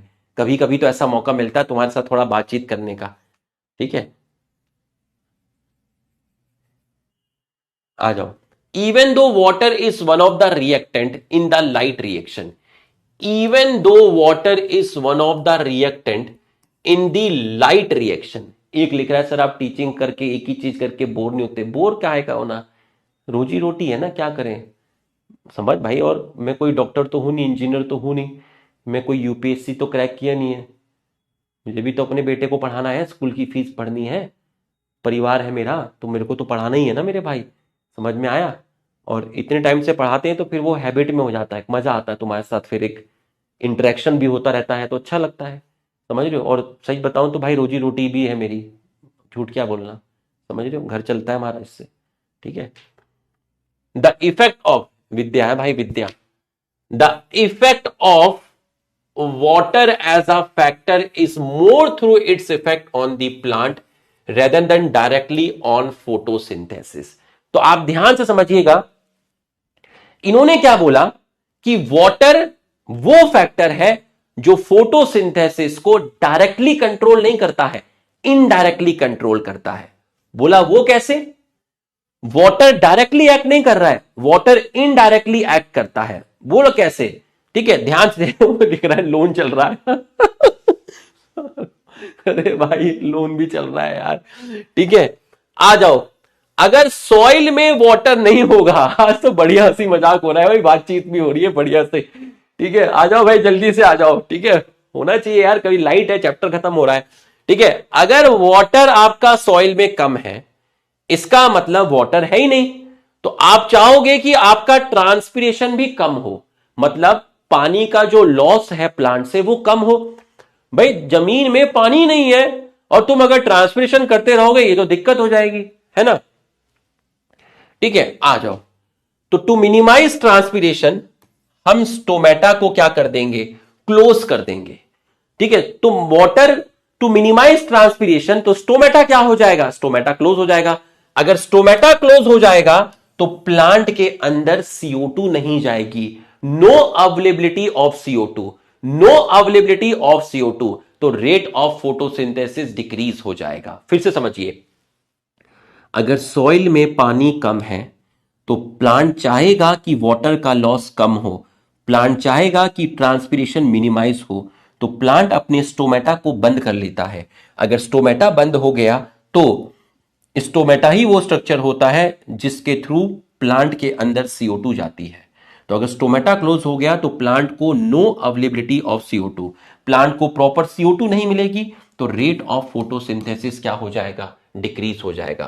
Water stress cause the stomata to close, hence reducing the CO2 availability. Beside water stress also make leaf wilt, पत्ती को विल्ट कर देगा, पत्ती को ड्राई कर देगा, पत्ती मुरझा जाएगी, एकदम पत्ती मुरझा जाएगी। ठीक है, जिसकी वजह से सरफेस एरिया लीफ का क्या हो जाएगा? कम हो जाएगा, और उसकी मेटाबॉलिक एक्टिविटी भी क्या हो जाएगी? कम हो जाएगी। ये है आपका वाटर, एक फैक्टर हमारा हो गया। आपको समझ में आया तो आप यस लिखिए। आपको समझ में आया तो आप यस लिख दीजिए।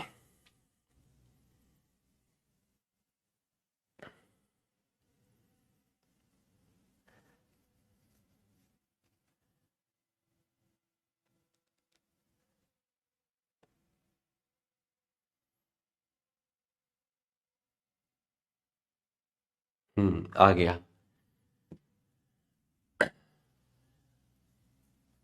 अभी इसको कंप्लीट करते हैं, उसके बाद दोनों सर को कॉल लगाएंगे, MR सर को भी कॉल लगाएंगे और आयुष सर को भी कॉल लगाएंगे। ठीक है, दोनों सर को कॉल लगाएंगे, MR सर को भी लगा लेंगे, आयुष सर को भी लगाएंगे। ठीक है, पहले इसको कंप्लीट करते हैं। वाटर हो गया, अब टेम्परेचर पढ़ लेते हैं। टेम्परेचर आपका आसान है ना? टेम्परेचर आपका क्या है? आसान है। ठीक है, टेम्परेचर आपका क्या है? आसान है। ठीक, सुधांशु सर को भी लगा लेंगे। अरे तुम तो यार ये ऐसे मत क्या करो, तुम सबके नाम लिख दोगे, मैं कोई स्टूडियो बूथ पे थोड़ी ना बैठा हूं, या तुम कहीं 93.5 FM पे बैठे हुए हो, मुझे कॉल किया कि ये हमारा वाला गाना बजा दो। अबे समझा करो तुम, ऐसे पूरा PW का नाम लिख दिया तुमने आ जाओ।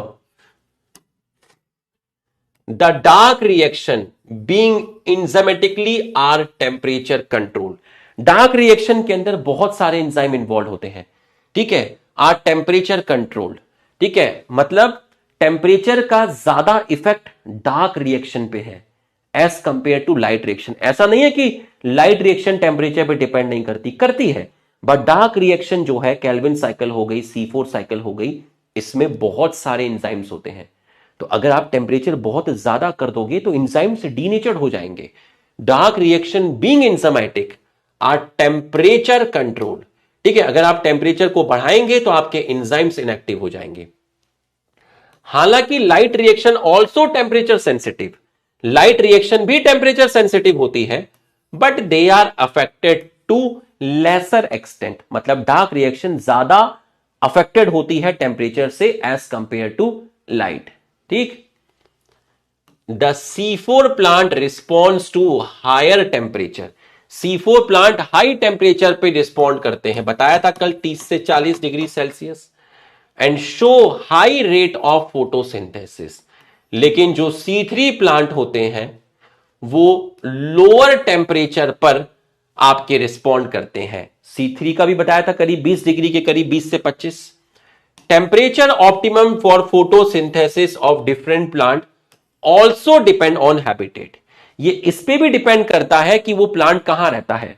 भाई अगर वो प्लांट मान लीजिए पोल्स पे मिलता है, आर्कटिक रीजन में मिलता है, एंटार्क्टिक रीजन पे मिलता है, तो वहां तो टेम्परेचर लो ही चाहिए। डेजर्ट में मिलता है, वहां टेम्परेचर थोड़ा ज्यादा होता है।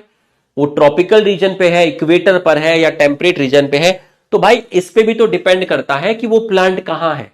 कि भाई वो प्लांट जम्मू कश्मीर में है, केरला में है, ठीक है, महाराष्ट्र में है, वो किस एरिया में है, वहां का क्लाइमेटिक कंडीशन अलग होती है। ठीक, the temperature optimum for photosynthesis plant also depend on the habitat they are adapted. Tropical plant है ना, ट्रॉपिकल रीजन जो इक्वेटर के क्लोज होता है, हायर टेम्परेचर ऑप्टिमम। तो C4 प्लांट कहां थे, ट्रॉपिकल रीजन पे थे, वहां पर 30 से 40 degree. Then plant adapted to temperate climate. ये लो, ये भी हो गया। कुछ कितने इजी इजी हैं, समझे। तो इसमें कुछ था नहीं तो मेरे जैसा आदमी, मैं आलसी आदमी थोड़ी ना हो यार, है। मैंने प्लांट ग्रोथ डेवलपमेंट के 2 लेक्चर तुम्हें रिकॉर्डेड दिए थे, आके अगले दिन पूरा लाइव समझाया था। मैं वैसा आदमी नहीं हूं, बहुत सुलझा हुआ डिसिप्लिन वाला आदमी हूं। मेरे को हर चीज पता है, कैसा क्या सही है क्या गलत है, कितना बोलना है क्लास में, क्या नहीं बोलना है, कितना इंटरेक्ट करना है। बहुत बैलेंस आदमी हो, है ना। ऐसे कभी नहीं कि तुम सोचो यार सर ने इसका नोट्स नहीं लिखा है। अरे नहीं, मेरे को मालूम है भाई, मैं पहले अपने पे लूंगा, मुझे लगेगा कि ऐसा कहीं नहीं है ना। तुम ऐसे परेशान मत हुआ करो। तुम देखो, तुमने तुम्हारे सामने पढ़ा रहा हूं, कहीं पे कुछ ऐसा लगा ही नहीं खतरनाक सा। अब जरा लाइट देखेंगे अब हम, है ना। अब हम आपका देखेंगे लाइट, ठीक है। आ जाओ, सुधांशु सर को भी लगा लेंगे, सबको लगा लेंगे बेटा। मोहित सर को भी लगा लेंगे, मैम को भी लगा लेंगे, सबको लगा लेंगे बेटा, है ना।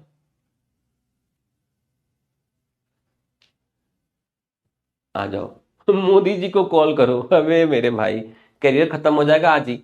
ठीक है, देखो, we need to distinguish between light quality, light intensity and duration of exposure to light. 3 चीजें हैं। पहला है लाइट क्वालिटी। 400 से 700 नैनोमीटर की जो लाइट होती है उसमें फोटोसिंथेसिस होता है, जिसको आप बोलते हैं PAR, जिसका फुल फॉर्म है फोटोसिंथेटिक एक्टिव रेडिएशन।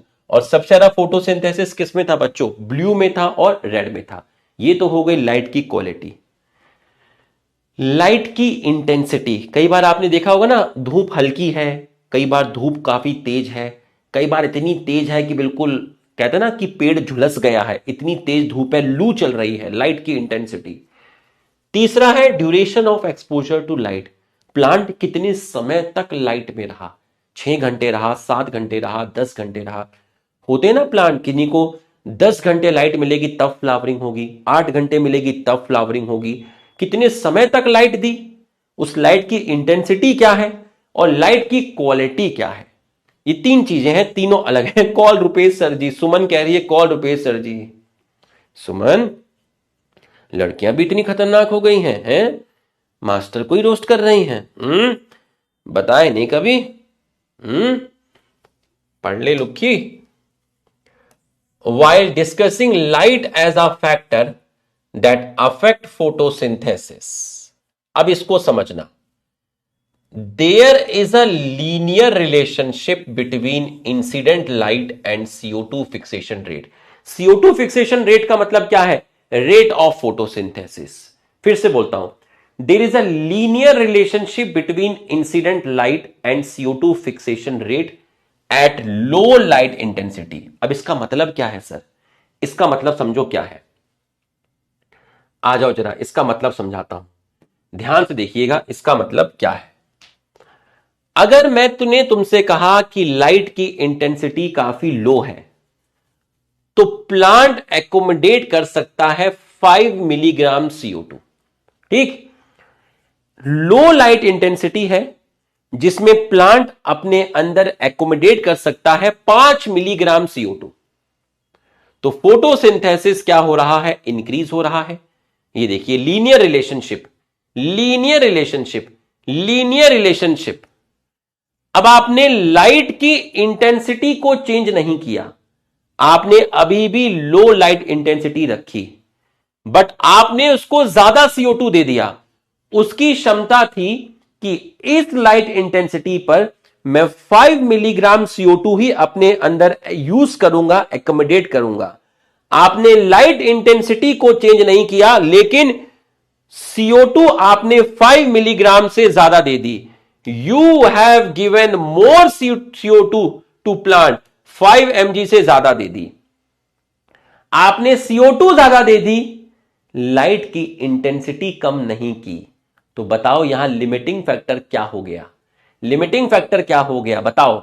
आपने CO2 ज्यादा दे दी, जब आपने 5 मिलीग्राम CO2 दी, लो लाइट इंटेंसिटी रखा, रेट ऑफ फोटोसिंथेसिस सही था। आपने लाइट की इंटेंसिटी नहीं बढ़ाई लेकिन CO2 की कॉन्सेंट्रेशन बढ़ा दी, तो उसके चक्कर में जो लाइट है वो कम हो गया, तो लाइट हो गया लिमिटिंग, तो रेट ऑफ फोटोसिंथेसिस आपका कम हो जाएगा। अरे दीवाने, 2 कप चाय बनानी थी, तूने 1 कप दूध लिया, 1 कप पानी लिया, 2 कप 1 कप दूध लिया, 1 कप पानी लिया और 2 चम्मच चीनी डाली, चाय बढ़िया बनी, चाय बढ़िया बनी। अब तेरे घर में काफी सारे लोग आ गए, लुक्खा गैंग आ गई, तूने 3 कप दूध डाल दिया, 3 कप पानी डाला, पर चीनी नहीं बढ़ाई, चीनी 2 ही चम्मच डाली। तो बेटा तेरा चीनी लिमिटिंग हो गया, तेरा चाय का टेस्ट बिगड़ गया। तो एक पर्टिकुलर लाइट इंटेंसिटी पे प्लांट पर्टिकुलर CO2 की कॉन्सेंट्रेशन ही यूज कर सकता है। अगर तू सोचेगा मैं CO2 और दे दूं, प्लांट को तो CO2 चाहिए, अरे दीवाने, अगर CO2 बढ़ेगा ना तो लाइट कम होगा, तो रेट ऑफ फोटोसिंथेसिस डिक्रीज हो जाएगा। ये देख, low light intensity, light become limiting, there is no further increase in photosynthesis. ये देख, rate of photosynthesis constant, if you increase more intensity of light then other factor। रुक जा, ये line, ये रुक जा, ये लाइन मैं भी आपको बताता हूं, ये लाइन मैं आपको बताता हूं। देख, तो अगर हां, अगर तू लाइट की इंटेंसिटी को बढ़ाएगा, तूने कहा कि नहीं सर लाइट की इंटेंसिटी को बढ़ाओ, ये देख, ये लाइट की इंटेंसिटी बढ़ रही है, ऐसे देख, लाइट की इंटेंसिटी बढ़ रही है, देख बढ़ रही है, बढ़ रही है, ये रहा वो पॉइंट लाइट की इंटेंसिटी। तो इस पॉइंट तक रेट ऑफ फोटोसिंथेसिस तेरा इंक्रीज हो रहा था। ये देख, ये देख, तेरा रेट ऑफ फोटोसिंथेसिस इंक्रीज हो रहा है। ये देख, रेट ऑफ फोटोसिंथेसिस इंक्रीज हो रहा है, इंक्रीज हो रहा है, इंक्रीज हो रहा है, इंक्रीज हो रहा है, इंक्रीज हो रहा है, इंक्रीज हो रहा है, इंक्रीज हो रहा है, इंक्रीज हो रहा है, और यहां पर मैक्सिमम रेट ऑफ फोटोसिंथेसिस है, यहां मैक्सिमम रेट ऑफ फोटोसिंथेसिस है। लेकिन तूने कहा कि सर लाइट की इंटेंसिटी और बढ़ाओ, अगर तू और ज्यादा इंटेंसिटी बढ़ाएगा लाइट की तो बाकी फैक्टर लिमिटिंग हो जाएंगे, रेट ऑफ फोटोसिंथेसिस डिक्रीज हो जाएगा। तो ये वो फैक्टर है जहां पर रेट ऑफ फोटोसिंथेसिस कांस्टेंट हो जाता है। तू इससे ज्यादा लाइट की इंटेंसिटी मत बढ़ा, अगर तू ज्यादा लाइट की इंटेंसिटी बढ़ाएगा तो तेरा रेट ऑफ फोटोसिंथेसिस नहीं बढ़ने वाला, क्योंकि बाकी फैक्टर लिमिटिंग हो जाएंगे। समझ में आया तो यस लिखिए, समझ में आया तो यस लिखिए।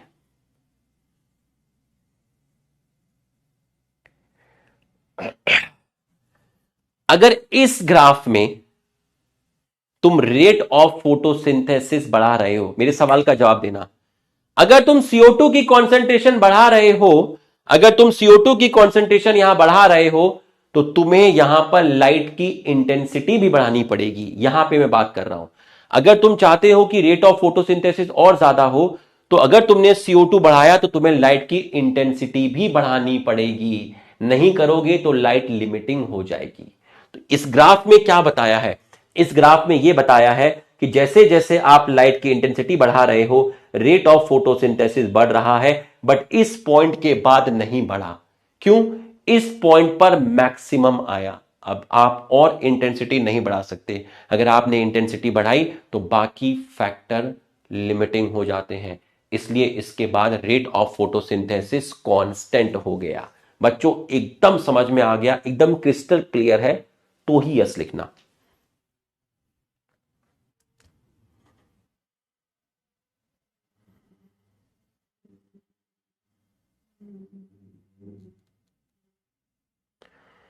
एकदम क्रिस्टल क्लियर है तो ही आप यस लिखना। आया समझ में?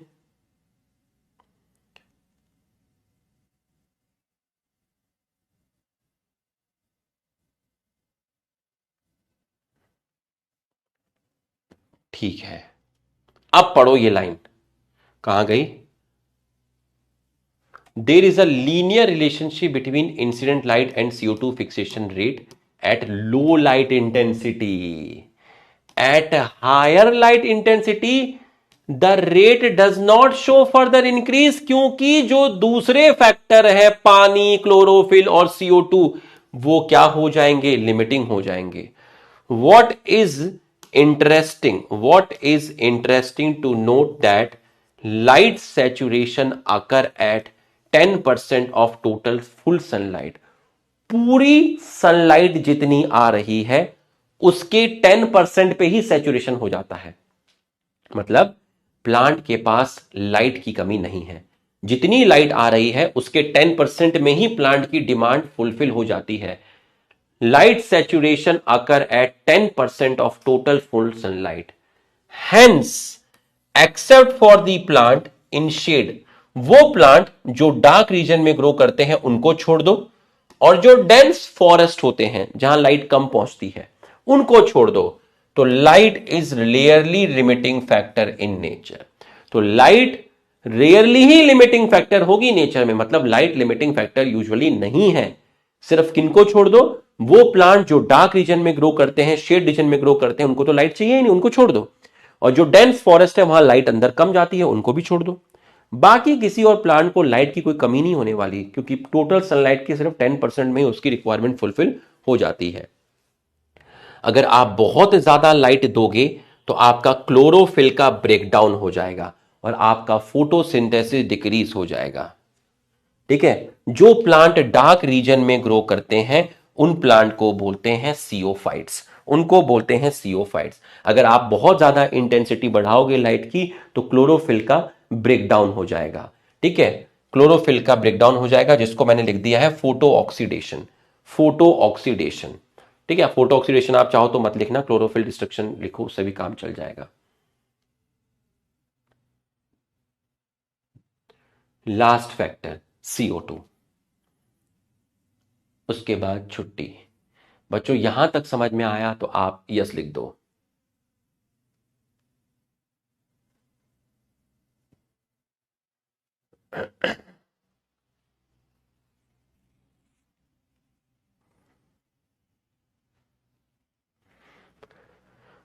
हाँ,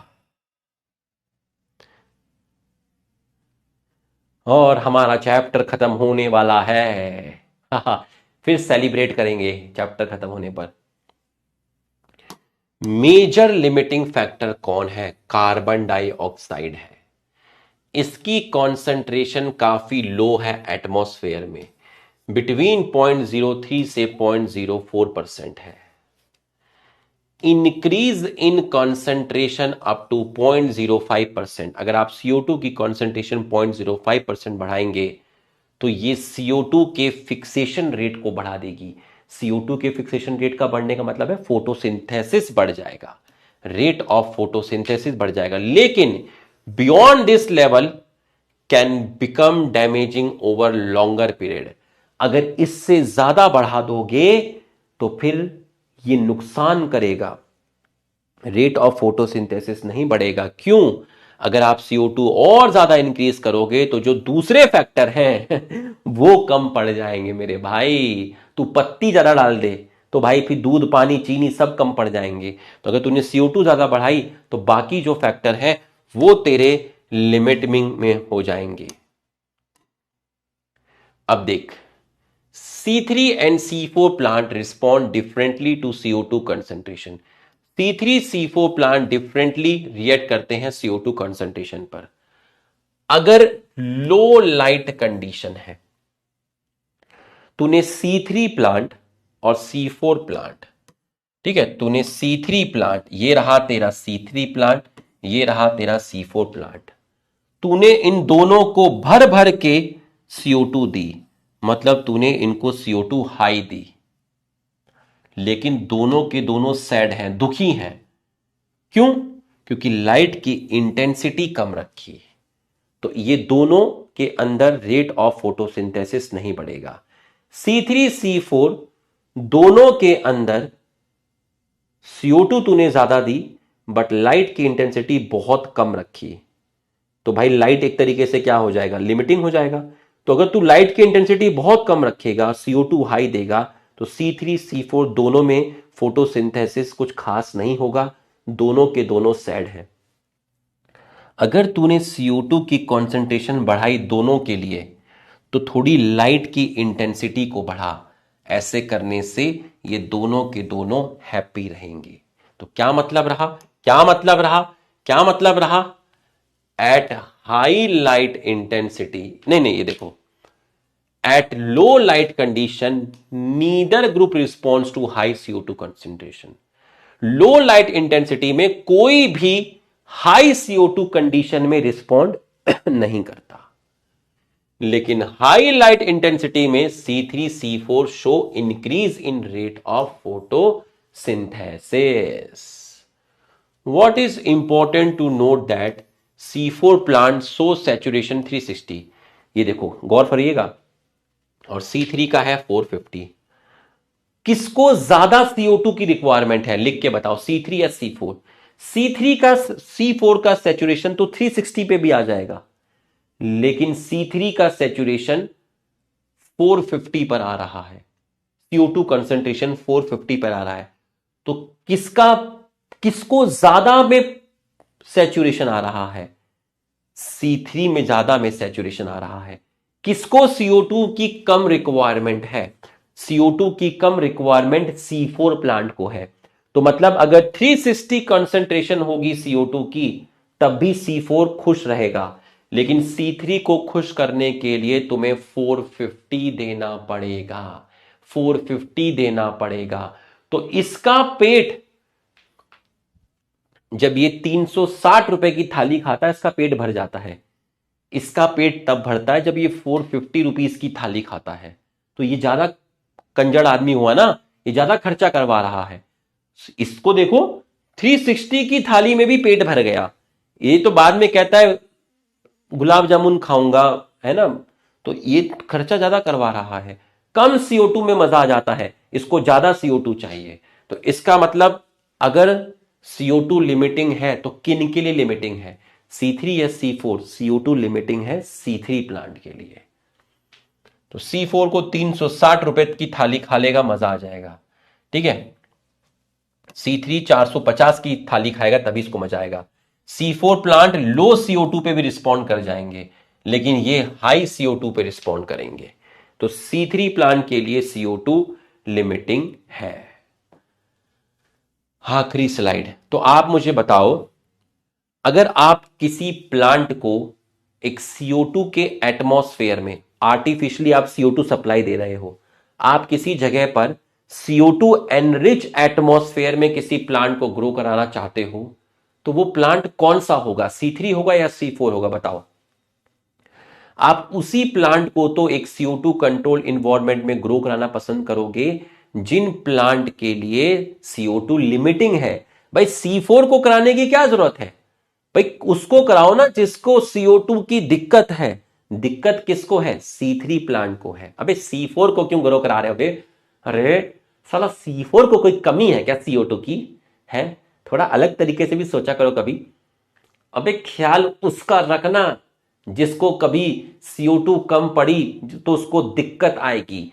C4 को दिक्कत थोड़ी ना आएगी। C4 तो कम CO2 में भी रिएक्ट कर जाएगा, लेकिन जो प्लांट के लिए CO2 लिमिटिंग है उसी प्लांट को तो तू पिंजरे में बंद करके ग्रो करवाएगा। C3 प्लांट को ही तो ग्रो करवाएगा। C4 को कराने की क्या जरूरत है? C4 के लिए CO2 लिमिटिंग थोड़ी ना, C3 के लिए लिमिटिंग है, C3 को कराएगा। The fact that C3 plant responds to high CO2 concentration by showing increased rate of photosynthesis leading to high productivity. तो ये हाई CO2 concentration पे ऐड करते हैं। इसको यूज करते हैं सम ग्रीन हाउस क्रॉप, जैसे टमाटर हो गया, बेल पेपर हो गया, इनको ग्रो कराया जाता है हाई CO2 कंसंट्रेशन में। और ये दोनों के दोनों कैसे प्लांट हैं? ये दोनों के दोनों C3 प्लांट हैं। इनको कंट्रोल एटमॉस्फेयर में ग्रो कराओगे तो रेट ऑफ फोटोसिंथेसिस इंक्रीज हो जाएगा। They are allowed to grow in carbon dioxide enrich atmosphere, जिसकी वजह से आपकी ईल्ड बढ़ती है ज्यादा। C4 को ग्रो कराने की जरूरत नहीं है, no need for C4 plant, क्योंकि उनके लिए CO2 लिमिटिंग नहीं है। तू रोएगा। अगर चैप्टर पूरा समझ में आया, एक एक चीज आपको बेसिक से पढ़ाई गई, तो आप एक बार हमारे सम्मान में यस लिख दीजिए।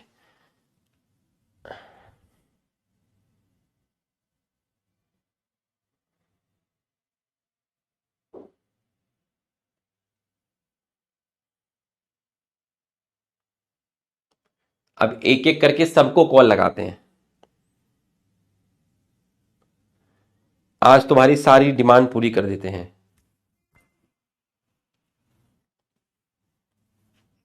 सर जी नमस्कार। मैं सर बैच में था, अर्जुना बैच में ना। हाँ, एक बार स्पीकर पे डालूं, फिर बताता हूँ क्या कहानी हुई। मैं ना फोटोसिंथेसिस पढ़ा रहा था इसमें, तो इसमें मैंने एनसीईआरटी लगाई हुई थी यकीन 2.0 की। तो उसमें ऊपर मैंने लिखा था बड़ा बड़ा बायो यो साइड में लिखा था। तो ऐसे ही कहीं पढ़ाते हुए 2.0 में बात आई होगी बायो यो, तो मैंने लिख दिया था आई एम वन। मैंने लिख दिया था I am one of the bio yo. तो मैं यहाँ पे वो वर्ड बोल नहीं रहा था, छुपा रहा था, है ना। तो इन्होंने देख लिया बायो यो और ये शुरू हो गए रामलाल रामलाल रामलाल रामलाल रामलाल लाइन से। तो कह रहे सर को कॉल लगाओ कॉल लगाओ। मैं कहा लगाऊंगा भाई लगाऊंगा, वो बिजी होंगे अभी, है ना। तो सर इनको कुछ गाइड कर दो, कुछ इनको किन बातों का ध्यान रखना चाहिए। नहीं सर सर बहुत अच्छे बच्चे हैं ये। बायो भाई एक इंसान नहीं है, सब्जेक्ट नहीं है, ये एक सोच है। ये एक सोच है, एक प्यार है, एक रिस्पेक्ट है। सर मैंने यही कहा था, ये एक इमोशन है, ये एक सम्मान है। ये सम्मान है सर, बिल्कुल। अगर कोई ये समझे कि बायो कोई सब्जेक्ट है या बायो कोई इंसान है या बायो कोई एक किसी का नाम है, तो ऐसा नहीं है। बायो एक सोच है, सोच है। एक फील है, एक इमोशन है। और और सर सर सोच, सर सोच को खत्म नहीं किया जा सकता, ये एक सोच है, इसे कोई नहीं मार सकता। सोच सोच को कोई खत्म नहीं किया जा सकता। सोच प्रोपागेट होती है, ये पीढ़ी दर पीढ़ी आगे बढ़ेगी। हाँ। हाँ। इनको जिम्मेदारी लेनी है सोच की इस सोच को समझे। अभी तो ये छोटे बच्चे हैं, समझेंगे सोच को आगे धीरे धीरे। हाँ। भाई वो क्या है, एक सोच है, इसे कोई रोक नहीं सकता, और ये एक जहर है जो फैलेगा समाज में, और इसे कोई नहीं रोक पाएगा। नहीं मतलब एक जहर की तरह फैलने वाला प्यार है ये। हाँ। नहीं नहीं, खतरनाक तो है ये। लेकिन बच्चे बहुत अच्छे हैं। इनको क्या है कि बढ़िया है, इनको ऑनलाइन में पीडब्ल्यू ने बहुत मचाया है। आप देखो तो हमेशा से जुना और लक्ष्य में जो भी पढ़ा है पीडब्ल्यू में हाँ। बहुत अच्छा रिजल्ट दिया है। मतलब ऑनलाइन से जो अनएक्सपेक्टेड रिजल्ट आने, मतलब अनएक्सपेक्टेड रिजल्ट है जिसके आने की किसी को उम्मीद नहीं होती, वो रिजल्ट आए। हाँ। और ये आगे चलता रहे, रिजल्ट ऐसे ही धुआं धुआं उड़ा दें, इसकी जिम्मेदारी इनको लेनी पड़ेगी। ये भविष्य है पीडब्ल्यू के, ये अपने आप आम इंसान ना समझे। ये हाँ आने वाला कल है, फ्यूचर इनके हाथ में है। अगर पीडब्ल्यू अगर आगे बढ़ता है तो इनकी वजह से बढ़ेगा, और बिल्कुल। पीडब्ल्यू को मतलब अगर रिजल्ट नहीं आएगा तो पीडब्ल्यू गिरेगा, और पीडब्ल्यू गिरेगा तो इसके रीजन भी यही होंगे। हाँ, और ये तो इसको करेंगे, बढ़िया ब्लॉगिंग करनी करेंगे पड़ेगी। सर, अच्छा करेंगे, हाँ पीडब्ल्यू आगे बढ़ेगा, हाँ। हमारा सैलरी भी बढ़ेगा सर। सैलरी तो सर भगवान की तरफ से रोटी पानी चली जाता है, सैलरी का क्या। हाँ, हाँ, क्या बिल्कुल सर, बिल्कुल। दाल घी बन जाएगा और हाँ क्या। बट हाँ सर सिंपल सी बात, वो तो आप ही मजाक कर रहे थे, हाँ, ये सीरियस ले लेते हैं सर, बायो यो है ये क्लिप ये काटेंगे, सीरियस ले लेंगे इसको। लास्ट वाली सैलरी वाली काटेंगे। बाकी पीडब्ल्यू का भविष्य आपके हाथों में है, ये तो बहुत सीरियस नोट पे मैं बोल रहा हूँ कि हाँ पीडब्ल्यू का फ्यूचर आपके आप लोगों के हाथों में है। अगर आप बहुत अच्छा करोगे तो पीडब्ल्यू आगे बढ़ेगा, और जितना आगे बढ़ेगा ना, जैसे जैसे सनी जैसे बच्चे और ये लोग ऐसे बच्चे सेलेक्ट के एग्जाम्पल सेट करते हैं ना, वो मोटिवेट करता है लोगों को मेहनत करने के लिए। और हमने सिर्फ वो जो रिजल्ट दिए हैं वो आप सुनते हो, बाकी कितने लोगों को हिम्मत दी है पढ़ने की, मेहनत करने की, वो एक हाँ अनसुनी कहानी है जो सच में बहुत इम्पैक्टफुल होता है। कि लोग मेहनत करना सीखते हैं, लोग ये सोच सकते होते हैं कि मैं आगे बढ़ना है। और सर सबसे ज्यादा जो बेनिफिशियल है ना पीडब्ल्यू, अगर मैं कहूँ तो लड़कियों के लिए सर, और गांव के बच्चों के लिए। हाँ, ये तो है। क्योंकि आज भी मैं भी सर, और आप भी हो, हम अपने मतलब लड़कों पे जितना खर्चा करते थे पढ़ाई पे, लड़कियों पे उतना कभी नहीं करते सर, ये फैक्ट है। हाँ, ये है, ये अगर तो है। अगर अगर किसी की मतलब कैपेबिलिटी है कि वो 1 रुपया खर्चा कर सकता है, तो 80 पैसे लड़के पे खर्च करेगा, 20 पैसे लड़की पे खर्चा करेगा। ये तो है तो सर। वो लड़कियों को वो एजुकेशन कभी नहीं मिल पाता था। और आज भी ये एक बहुत ही कंट्रोवर्शियल वोट में बोल रहा हूँ, और खैर ये तो अपने बीच की बात रहेगी, बच्चों के बीच रहेगी। पीडब्ल्यू ऑफलाइन पढ़ने घर का बेटा जाता है, और पीडब्ल्यू ऑनलाइन में घर की लड़कियां पढ़ती, ये सब देख लेना, फैक्ट है। अच्छा। क्योंकि हाँ, विद्यापीठ में मैं जाता हूँ तो हजारों लड़के ऐसे मिलते हैं कि मेरी बहन से बात करो, आपसे पढ़ती है। तो हाँ अगर एक ही बच्चे को पढ़ाने के लिए कैपेबल है तो बच्चे को पैसा देके बाहर भेजता है, लेकिन लड़कियां बहुत ही मतलब पीडब्ल्यू से पढ़ रही है ऑनलाइन, और अच्छा कर रही है। तो इस बात की मुझे बहुत खुशी है। नहीं नहीं सर, बिल्कुल सर, गाँव पीडब्ल्यू गाँव से तो पहले सब लोग, हमें कहाँ पता था कि सनी जैसे बच्चे, कारपेंटर वाला वो बच्चा इस तरीके से भी कोई निकाल हाँ सकता है, हमें कश्मीर कहाँ का पता वो था। उमर उमर उमर। कितने सारे बच्चे सेलेक्ट हो रहे हैं। और रैंक भी है ना, हर्षित हाँ सैमूल का नाम बच्चों ने सुना होगा, हाँ, रजा है, हर्षित सैमूल है, और ये और वो थी, वो जिनकी लेफ्टिनेंट मम्मी जोन काम नहीं करती थी, बताते हैं। वो भी दूसरों के वहां पे काम करती थी, उनकी बच्ची भी सेलेक्ट हुई थी। हम्म, तो ये तो है तो सर। मतलब जितनी मेहनत हम इन करते हैं तो ना सर, सर, और मतलब सर इनको और सबसे उसको बड़ी मेहनत बात है करने की अगर जरूरत है। सबसे बड़ी बात है कि 4 बच्चे सेलेक्ट हुए, बहुत हम्म अच्छी बात है। लेकिन सर 4 लाख बच्चे या 4 हजार बच्चे ऐसे भी हैं जो मेहनत करके सेलेक्ट भी नहीं हुए, लेकिन जीवन में बहुत अच्छा करेंगे। शायद वो हम्म पीडब्ल्यू नहीं होता तो इतनी हिम्मत नहीं आती, इतनी हम्म पढ़ाई नहीं होती उनकी, और जीवन में आगे नहीं बढ़ पाते। जरूरी हम्म थोड़ी नहीं कि सब डॉक्टर बने, हम्म। जरूरी ये है सर फिर सीख के एजुकेटेड हो लोग, और एजुकेशन के दम पे आगे कुछ अच्छा करे। अरे बहुत सारे हाँ बच्चे सर हमसे ड्रॉपर में यकीन यकीन में पढ़ के, ड्रॉपर में फिजिक्स केमिस्ट्री बायोलॉजी पढ़ के पढ़ाते हैं सर गाँव के बच्चों को। हाँ सर, ये तो ये मैंने भी सुना भाग्य है, हमने सुनते बनाया है हैं। इन लोगों को। ये तो है, इतना तो। बहुत अच्छी बात है सर। हाँ, इतना तो है, ये तो है पूरा। ठीक है सर, थैंक यू सर, आपने कॉल कर लिया, अरे बहुत सर, अच्छा लगा कैसी बात कर रहे हो बच्चों से सर। बात नहीं नहीं, तब से कह रहे हो लिखना शुरू किए, लिखना शुरू किए, राम लाल राम लाल राम लाल राम लाल। मैंने कहा गजब भाई। मैंने करके। कहा समझ गया ना, हाँ, तो मैं, मुझे लगा इन्होंने बायो यो नहीं सुना होगा, है ना, इसलिए मैं बोल भी अच्छा नहीं रहा था। अगर ये सुना होता तो मैं बोलता। तो इन्होंने हाँ तो हाँ। सब सुना है इन्होंने तो अरे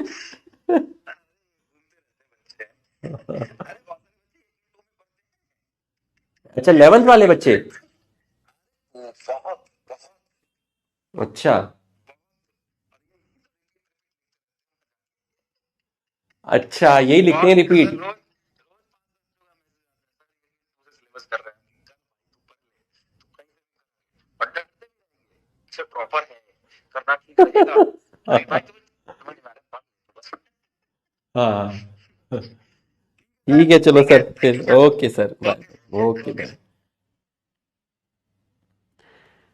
ठीक है भाई, है ना, कल और फैकल्टीज को फोन लगाएंगे। अभी देखो 8 भी बज गए हैं।